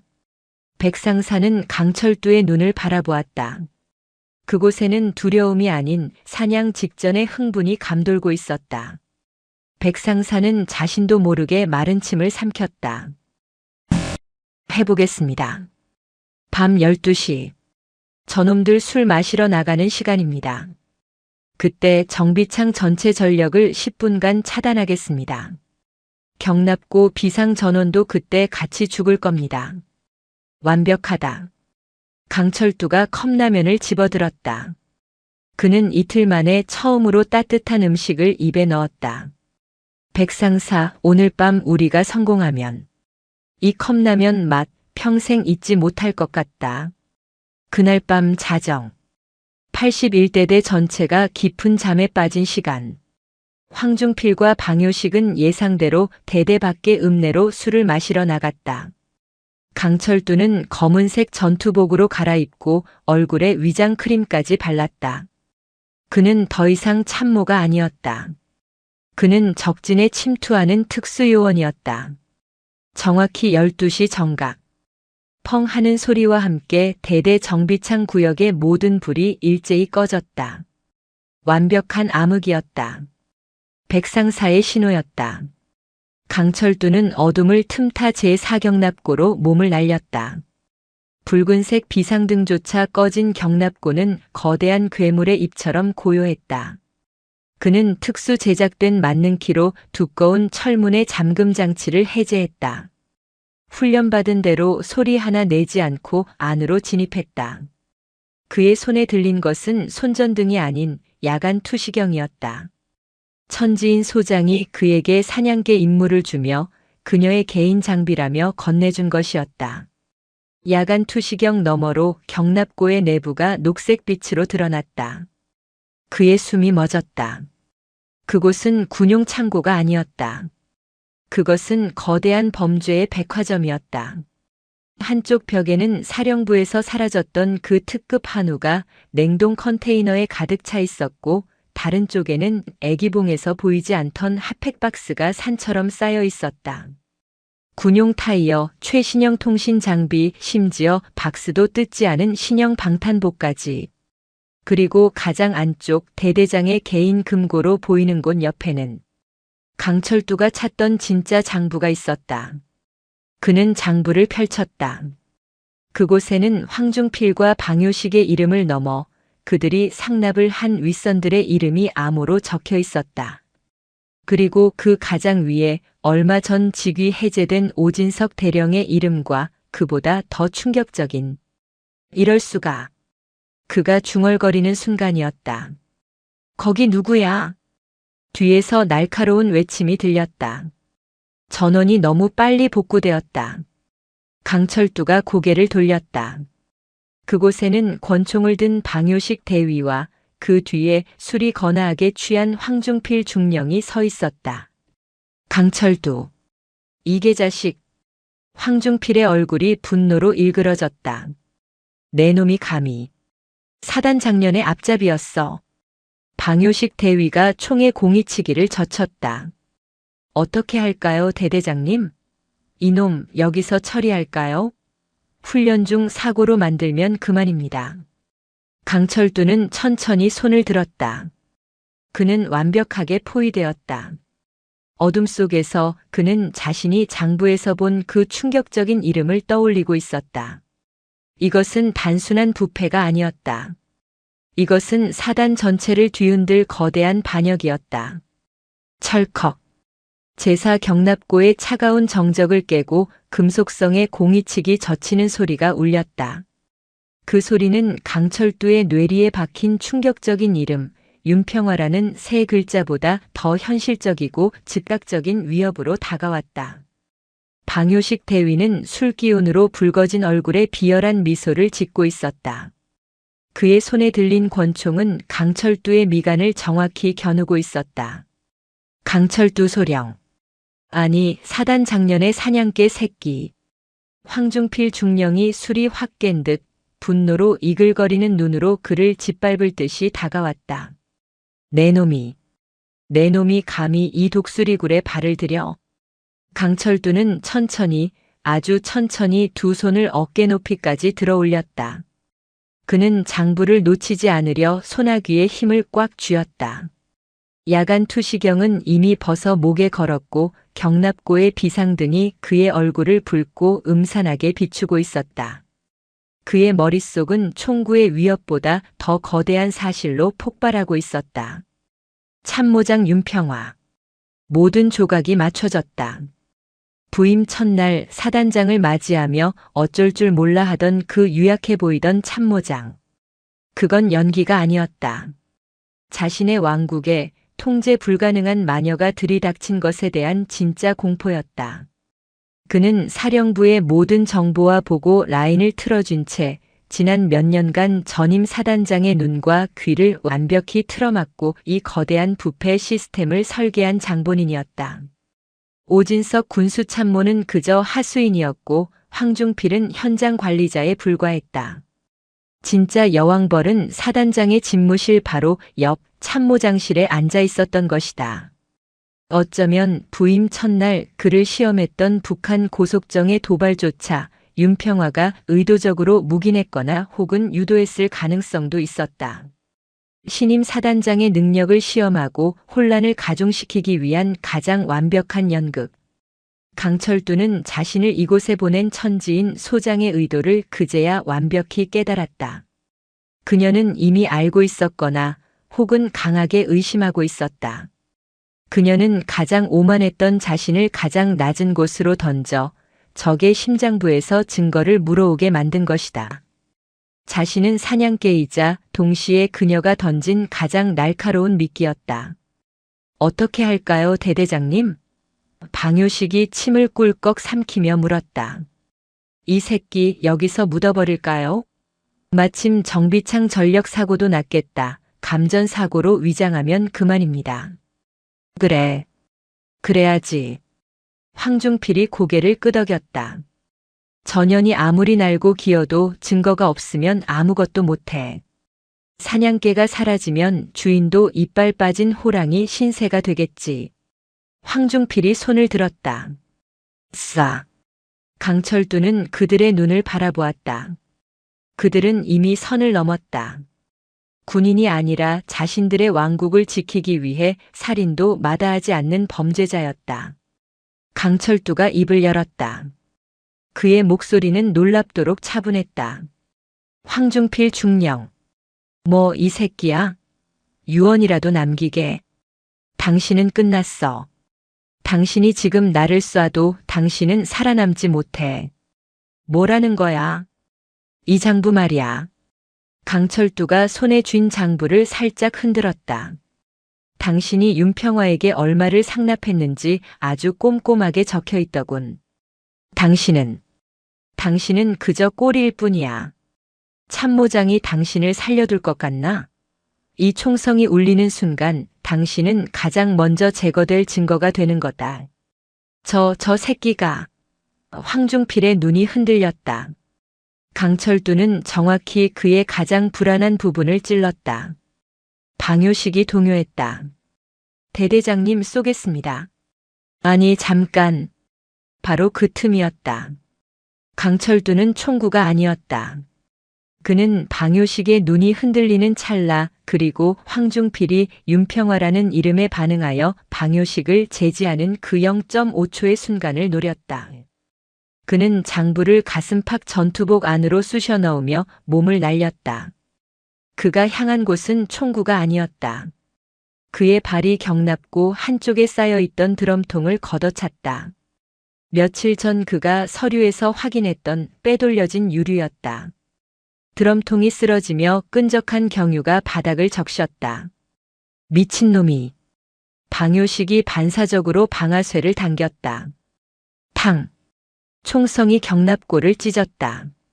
하지만 총알은 강철두의 어깨를 스치고 지나가 그가 걷어찬 드럼통 뒤편의 낡은 배전반에 박혔다. 파지지지직. 엄청난 스파크가 튀었다.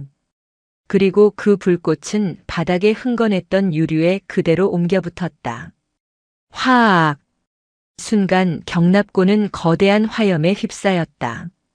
유증기가 폭발적으로 타오르며 붉은 불길이 천장까지 치솟았다. 으악! 불이야! 방효식과 황중필은 눈앞의 화염에 경악하며 뒷걸음질 쳤다. 강철두는 이미 불길 반대편으로 몸을 굴린 후였다. 그는 이 폭발을 의도했다. 이것은 혼란이자 동시에 신호였다. 이 새끼 잡아! 방효식이 화염 너머로 총을 겨누었지만 강철두는 이미 그곳에 없었다. 그는 짙은 연기 속으로 사라졌다. 놓치면 우리 다 죽어. 잡아! 황중필이 소리쳤지만 불길은 이미 그들이 쌓아 올린 범죄의 백화점을 집어삼키고 있었다. 핫팩박스에 불이 붙고 타이어가 녹아내리며 유독가스를 뿜어냈다. 강철두는 연기 속에서 숨을 참았다. 그는 정문으로 향하지 않았다. 그곳은 이미 막혔을 것이다. 그는 백상사가 알려준 경납고 뒤편의 낡은 환기구로 향했다. 그때 연기 속에서 방효식이 그를 발견하고 달려들었다. 그는 총을 쏠 겨를도 없이 강철두에게 몸을 날렸다. 두 사람은 바닥을 굴렀다. 내 놈 때문에. 방효식이 주먹을 날렸지만 강철두는 그 주먹을 잡아 꺾었다. 해사수석은 책상 머리에만 앉아있던 엘리트가 아니었다. 그는 해병대 특수수색 훈련을 최고 성적으로 이수한 괴물이기도 했다. 커헉! 강철두는 방효식의 팔을 꺾어 제압하고 그의 턱을 정확히 가격했다. 방효식이 그대로 기절했다. 방대위! 방대위! 황중필이 불길 너머에서 소리쳤지만 그는 차마 불길 속으로 뛰어들지 못했다. 위잉응! 그때 경납고 밖에서 요란한 화재 경보와 함께 소방 사이렌 소리가 들려오기 시작했다. 백상사가 혹은 불길을 본 다른 누군가가 신고한 것이다. 이제 시간이 없다. 강철두는 기절한 방효식을 버려두고 환기구 덮개를 뜯어냈다. 좁은 통로로 몸을 밀어넣으며 그는 불타는 경납고를 마지막으로 돌아보았다. 황중필은 망연자실한 표정으로 불길 앞에 서 있었다. 그들의 왕국은 그렇게 불타고 있었다. 강철두는 밖으로 빠져나왔다. 차가운 새벽 공기가 폐 속의 매캐한 연기를 밀어냈다. 그는 어둠 속을 미친 듯이 달렸다. 사령부 헌병대가 아닌 소방대가 온 것은 다행이었지만 이 소란은 즉시 참모장 윤평화에게 보고될 것이다. 그는 윤평화가 손을 쓰기 전에 움직여야 했다. 그는 약속된 장소 정비창 가장 구석의 폐기물 처리장으로 달려갔다. 그곳에는 백상사가 초조한 얼굴로 그를 기다리고 있었다. 소령님, 괜찮으십니까? 불길이. 백상사 잘 들어. 나는 지금 당장 사단장님을 만나러 간다. 당신은 화재를 목격한 증인이 되어야 해. 예. 황중필과 방효식은 내가 불을 질렀다고 말할 거다. 당신은 모른다고 해야 해. 그저 전력 복구 작업을 하고 있었는데 갑자기 폭발음이 들렸다고. 당신은 아무것도 보지 못했다. 알겠나? 하지만 이건 명령이다, 백상사. 강철두가 그의 어깨를 잡았다. 당신이 나를 도와준 것이 알려지면 당신 가족까지 위험해져. 당신의 임무는 끝났어. 이제 살아남아. 백상사는 그의 결연한 눈빛에 고개를 끄덕였다. 강철두는 백상사의 어깨를 두드려주고 다시 어둠 속으로 사라졌다. 그는 81대대 외곽 철책 가장 감시가 소홀한 갯벌 쪽으로 향했다. 그곳을 통해 부대를 빠져나와 십리가 넘는 길을 달려 사령부로 향할 생각이었다. 그는 뛰면서 가슴팍에 꽂아둔 장부를 확인했다. 그것은 불길에 그을렸지만 내용은 무사했다. 윤평화. 당신을 잡으러 간다. 같은 시각 사단장 집무실. 천지인 소장은 전투복도 벗지 못한 채 간이 침대에서 쪽잠을 청하고 있었다. 하지만 그녀는 자는 것이 아니었다. 그녀는 기다리고 있었다. 그때 책상 위에 놓인 그녀의 개인 위성 전화기 옆에 있던 또 다른 전화기가 조용히 진동했다. 공식 라인이 아닌 암호화된 직통 회선이었다. 그녀가 강철두에게 줬던 그 전화기였다. 천지인의 눈이 번쩍 뜨였다. 그녀는 즉시 전화를 받았다. 나다. 사단장님. 강철두입니다. 수화기 너머로 거친 숨소리와 바람소리가 들려왔다. 보고해. 임무. 완수했습니다. 81대대 제사 경납고 그들의 왕국을 확인했습니다. 현재 증거물 확보 후 사령부로 복귀 중입니다. 천지인의 입가에 얼음장 같은 미소가 걸렸다. 잘했다, 강소령. 피해는 어깨에 가벼운 스침상입니다. 하지만 강철두의 목소리가 낮아졌다. 사단장님, 문제는 황중필이 아니었습니다. 알고 있다. 예. 그 장부 읽었겠지. 강철두는 뛰면서 숨을 골랐다. 예, 그렇습니다. 참모장. 윤평화 대령입니다. 그가 여왕벌이었습니다. 천지인은 자리에서 일어났다. 그녀는 창밖의 어둠을 바라보았다. 그래. 윤평화. 그자는 단순한 부패가 아니었어. 그는 이 사단의 암이었다. 전임 사단장의 눈을 가리고 오진석과 황중필 같은 탐욕스러운 놈들을 요직에 심어 이 사단 전체를 자신의 사금고로 만들었지. 어떻게 아셨습니까? 부임 첫날 지휘소에서 그가 적 고속정 도발에 과잉 반응하는 것을 보고 의심했다. 그는 유능한 참모로 정평이 난 자였어. 그렇게 허둥댈 리가 없지. 그는 나라는 변수를 통제하지 못해 공포에 질려 있었던 거야. 그리고 오늘 오진석을 체포할 때 그의 눈빛을 보았다. 그는 분노하거나 억울해하는 것이 아니라 다음 차례가 자신일까봐 두려워하고 있었어. 천지인 소장은 강철두에게 독수리굴을 맡긴 것이 단순히 부패를 조사하라는 것이 아니었다. 그것은 윤평화를 잡기 위한 가장 확실한 물증을 확보하라는 특명이었다. 강소령. 잘 들어라. 지금 사령부로 복귀하지 마. 예. 81대대 화재 보고가 이미 참모장에게 올라갔을 거다. 그는 내가 증거를 가졌다는 걸 직감하고 사령부로 오는 모든 길목에 헌병대를 풀 거다. 너를 방화범 및 기밀 탈취범으로 몰아서 그 자리에서 사살하거나 체포해 장부를 빼앗으려 하겠지. 강철두는 멈춰섰다. 그녀의 말이 맞았다. 그는 지금 사령부라는 적진의 심장부로 뛰어들고 있었다. 그럼 어디로 가야 합니까? 김포대교 남단, 지금 내가 보내는 좌표로 와. 내가 직접 가겠다. 사단장님, 위험합니다. 그자가 사단장님까지. 강소령. 내가 누군지 잊었나? 천지인의 목소리에 강철 같은 의지가 담겼다. 그자는 지금 내가 가장 신뢰하는 사냥개를 건드렸다. 이제 주인이 직접 나설 차례다. 그녀는 전화를 끊었다. 그리고 즉시 하선우 병장을 호출했다. 하 병장, 지금 당장 차 대기시켜. 그곳으로 간다. 동시에 그녀는 자신의 집무실에 있는 또 다른 가장 깊숙한 곳에 숨겨진 붉은색 직통 전화를 들었다. 이것은 해병대 사령부나 합참으로 연결되는 라인이 아니었다. 국군 방첩사령부 사령관실, 해병 이사단장 천지인 소장이다. 그녀의 눈이 어둠 속에서 맹수처럼 빛났다. 청룡 내부의 반란군 수계를 특정했다.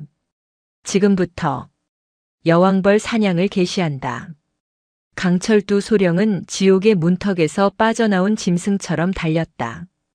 김포의 갯벌과 강한 철책 사이 젖은 갈대밭은 그의 은신처인 동시에 발목을 잡는 늪이었다.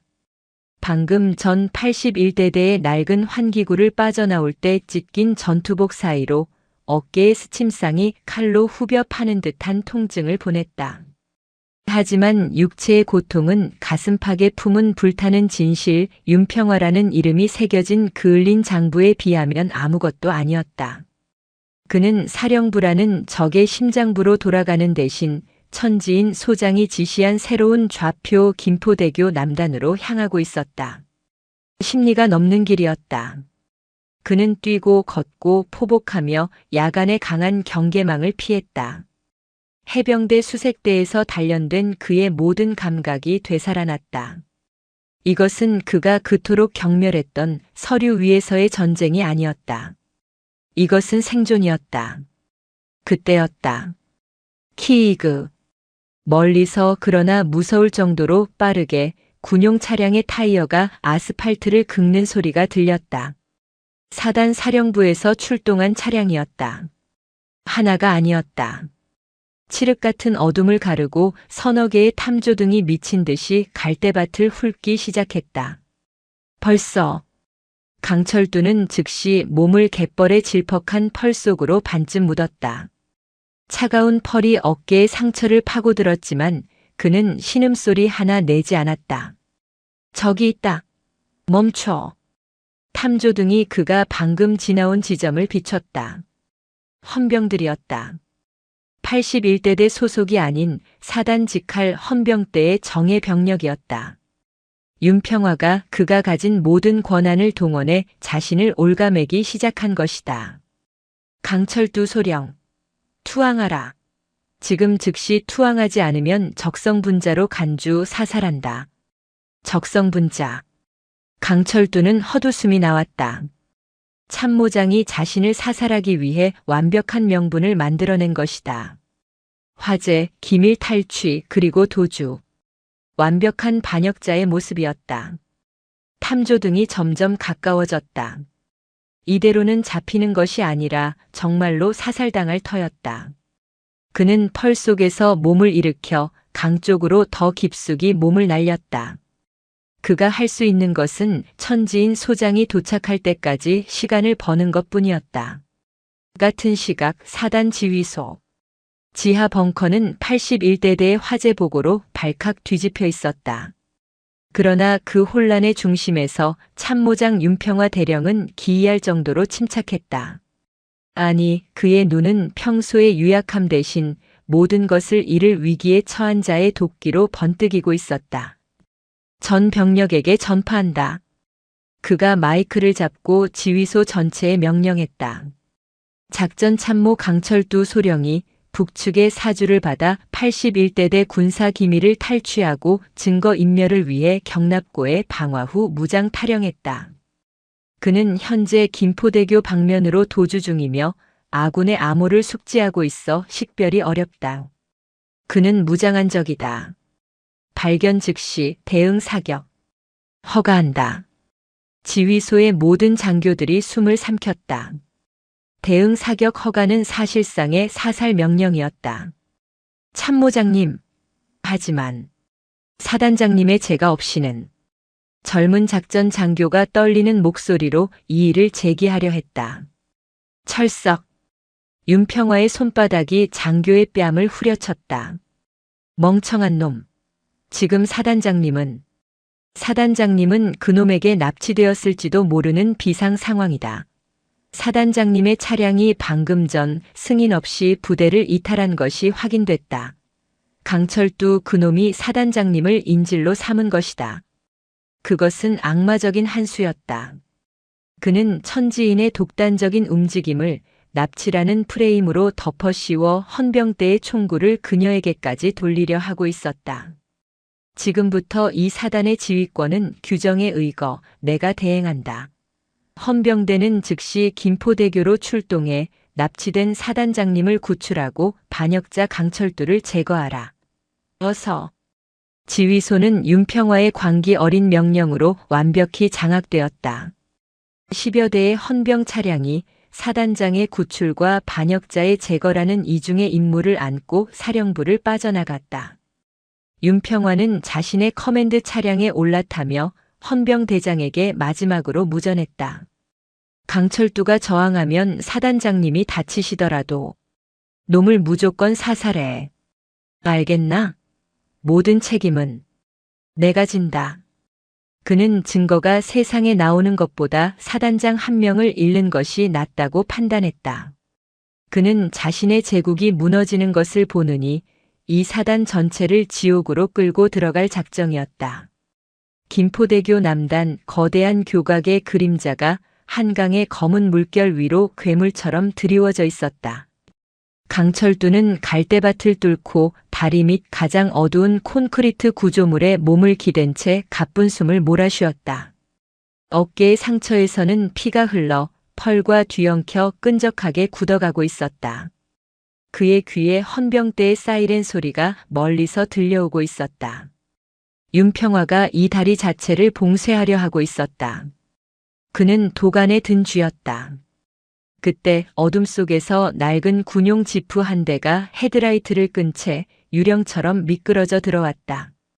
강철두는 반사적으로 몸을 숨기고 권총을 빼들었다. 하지만 운전석에서 내리는 인형을 보고 그는 숨을 삼켰다. 하선우 병장이었다. 그리고 조수석에서 전투 헬멧까지 완벽하게 착용한 K2 소총으로 무장한 천지인 소장이 내렸다. 그녀는 사단장의 화려한 지휘 차량이 아닌 가장 눈에 띄지 않는 낡은 행정용 지프를 타고 그녀의 사냥개를 직접 구하러 온 것이다. 사단장님. 늦었군 강소령. 그녀의 목소리는 차가웠지만 강철두는 그녀의 눈에서 타오르는 불꽃을 보았다. 부상은? 괜찮습니다. 여기 장부가. 강철두가 가슴팍에서 그을린 장부를 꺼내려던 순간이었다. 기이그. 수십 개의 헤드라이트가 동시에 켜지며 다리 밑 공터를 대낮처럼 밝혔다. 10대가 넘는 헌병 지프가 포위망을 완성한 것이다. 헌병들은 차에서 뛰어내려 일제히 소총을 그들에게 겨눴다. 움직이지 마. 총 버려. 손머리 위로. 그들 앞으로 윤평화 대령의 커맨드 차량이 멈춰섰다. 그리고 윤평화가 이 모든 연극의 연출자처럼 천천히 차에서 내렸다. 그의 곁에는 헌병대장이 호위하고 있었다. 이런. 천지인 사단장님. 윤평화는 마치 연기를 하듯 슬픔과 충격이 뒤섞인 표정을 지었다. 무사하셨군요. 이 반역자 놈에게 인질로 잡히신 줄 알고 제가 얼마나 걱정했는지 아십니까? 천지인은 헬멧을 벗어 던졌다. 그녀의 짧은 머리카락이 강바람에 흩날렸다. 그녀는 K2 소총을 어깨에 기댄 채 윤평화를 노려보았다. 연극은 끝났어, 윤대령. 아니, 여왕벌. 윤평화의 미간이 순간 경련했다. 무슨 말씀을? 사단장님, 지금 저자와 함께 있는 것만으로도 오해를 사실 수 있습니다. 어서 이쪽으로 오시죠. 저자는 제가 처리하겠습니다. 처리. 천지인이 비웃었다. 황중필과 오진석을 처리했던 것처럼 말인가. 윤평화의 얼굴에서 모든 가면이 벗겨졌다. 그의 눈에 살기가 번뜩였다. 끝까지. 바라기군. 좋다. 헌병대장. 뭐하나. 헌병대장이 갈등했다. 그의 앞에는 현직 사단장과 그녀를 반역자로 모는 참모장이 서 있었다. 사단장님, 지금 즉시 총을 버리고 투항하십시오. 참모장님의 명령입니다. 내가 누군지 잊었나, 대위? 천지인의 목소리가 강철처럼 울렸다. 이 부대의 지휘관은 나다. 너희가 총구를 겨눠야 할 대상은 내 뒤의 부상병이 아니라 저기 서 있는 진짜 반역자다. 바로 그때 강철두가 비틀거리며 앞으로 나섰다. 그는 피로 얼룩진 가슴팍에서 그을린 장부를 꺼내 들었다. 여기. 그가 목이 터져라 외쳤다. 여기 참모장 윤평화가 81대대와 짜고 10년간 우리 사단의 유류와 장비 심지어 병사들의 밥까지 훔쳐낸 증거가 여기 있다. 저건 위조된 거야. 쏘지 못해. 윤평화가 절규했다. 헌병들이 동요하기 시작했다. 그들의 총구가 미세하게 흔들렸다. 사단장님을 구출하고 반역자를 사살하라. 윤평화가 자신의 권총을 뽑아 강철두를 향해 겨누었다. 내 놈이 모든 걸 망쳤어. 탕. 윤평화가 방아쇠를 당겼다. 하지만 총알은 강철두에게 닿지 않았다. 천지인 소장이 그보다 0.1초 먼저 강철두를 밀쳐내고 동시에 자신의 소총 개머리판으로 윤평화의 손목을 후려쳤다. 탕! 탕! 윤평화의 총알이 허공을 갈랐다. 커헉! 윤평화가 손목이 부러지는 고통에 나뒹굴었다. 천지인은 즉시 그의 가슴을 군홧발로 짓밟아 제압했다. 움직이지 마. 헌병들이 일제히 천지인과 윤평화를 향해 총구를 겨눴다. 이제 누가 적이고 누가 아군인지 알 수 없는 최악의 대치 상황이 벌어졌다. 바로 그 순간이었다. 우웅우. 다리 위에서 지축을 울리는 헬기 로터 소리가 들려왔다. 탐조등과는 비교도 안 되는 하늘을 찢는 거대한 빛이 다리 밑을 대낮보다 더 밝게 비췄다. 검은색 수송 헬기 2대가 교각 양옆으로 호버링을 시작했다. 그리고 헬기에서 검은색 특수작전복을 입은 사내들이 패스트로프를 타고 쏟아져 내리기 시작했다. 그들의 등에는 해병대 마크가 아닌 국군 방첩사령부라는 서슬 퍼런 글자가 새겨져 있었다. 움직이지 마. 모두 총 버려. 국군 방첩사령부다. 불과 30초 만에 10수명의 방첩사 요원들이 모든 헌병들을 무장 해제시키고 상황을 종료시켰다. 윤평화는 자신의 가슴을 짓밟고 있던 천지인이 아니라 헬기에서 내린 얼굴에 흉터가 있는 한 중령을 보고 절망했다. 사령관님. 방첩사 중령은 그를 무시하고 천지인 소장에게 다가가 완벽한 경례를 붙였다. 사령관님께 보고받았습니다, 사단장님. 여왕벌 사냥 지원이 늦어 죄송합니다. 천지인은 그제야 윤평화의 가슴에서 발을 뗐다. 그녀는 방첩사 중령에게 강철두가 들고 있던 장부를 건넸다. 여기. 청룡의 썩은 살이다. 도려내. 알겠습니다. 방첩사 요원들이 윤평화 대령을 개처럼 끌고 갔다. 그는 더 이상 발악하지 않았다. 자신의 제국이 한 명의 여성 지휘관과 그녀가 보낸 한 명의 사냥개에 의해 하룻밤 만에 무너졌다는 사실을 받아들일 수 없다는 듯 넋이 나간 표정이었다. 제13장 새벽 그리고 새로운 시작 완결. 김포대교 아래에 거짓말처럼 동이 터오고 있었다. 한강의 검은 물결이 서서히 붉은 빛으로 물들기 시작했다. 길고 길었던 밤이 끝났다. 방첩사령부는 윤평화와 헌병대장을 비롯한 모든 관련자들을 압송해 갔다. 화재가 난 81대대는 즉시 폐쇄 조치되었고 황중필과 방효식은 현장에서 체포되었다. 청룡 부대의 가장 거대한 암덩어리가 하룻밤 만에 도려내진 것이다.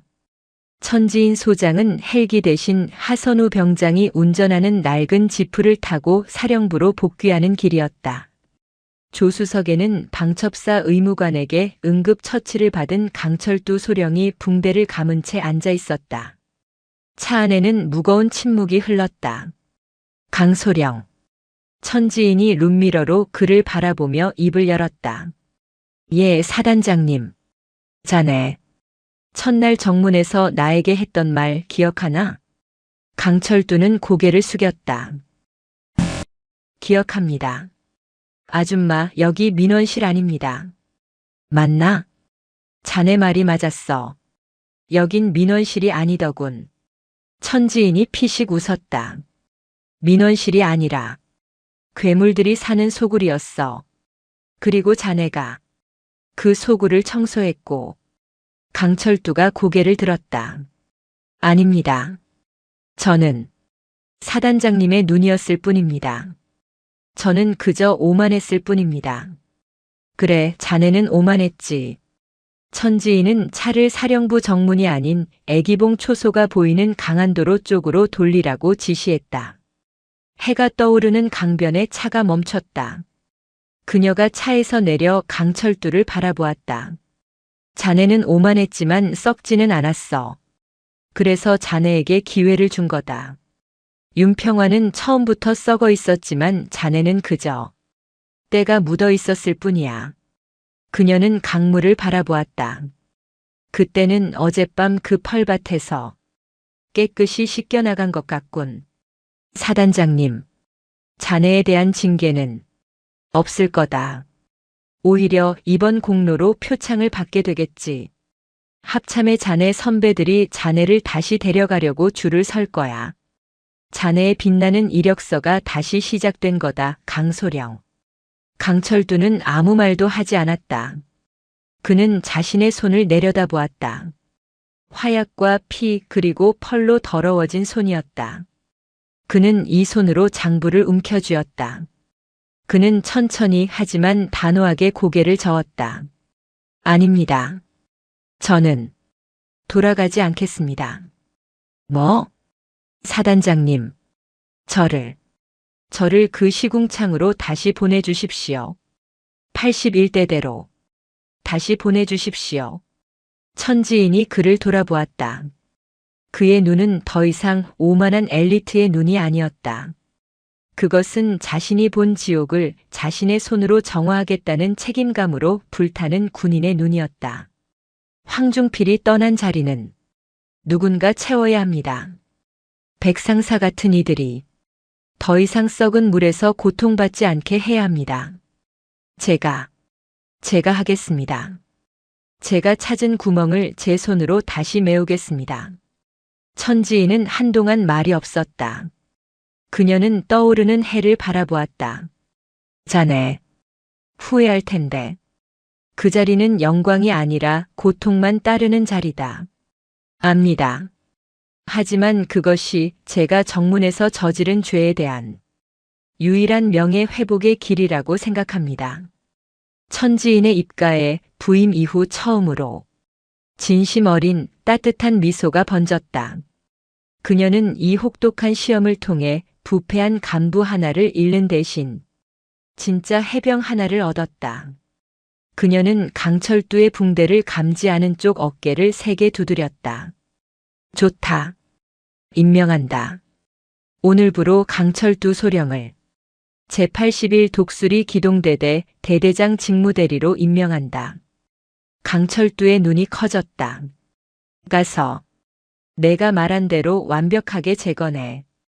그게 내가 너에게 주는 마지막 벌이자 첫 번째 신뢰다. 강철두는 부상당한 몸을 이끌고 차에서 내렸다. 그는 떠오르는 태양을 배경으로 그의 모든 진심을 담아 천지인 소장을 향해 경례를 붙였다. 오만도 공포도 아닌 오직 순수한 존경을 담아서 청룡, 명 받았습니다. 천지인 소장은 말없이 경례를 받아주었다. 그녀의 어깨에 달린 두 개의 별이 김포 평야를 가로지르는 아침 햇살을 받아 그 어느 때보다 밝게 빛나고 있었다. 청룡의 별은 이제 막 이 척박하고 위험한 땅에 가장 밝은 빛을 내리기 시작한 것이다. 영상이 유익하셨다면 구독과 좋아요, 댓글까지 부탁드리겠습니다.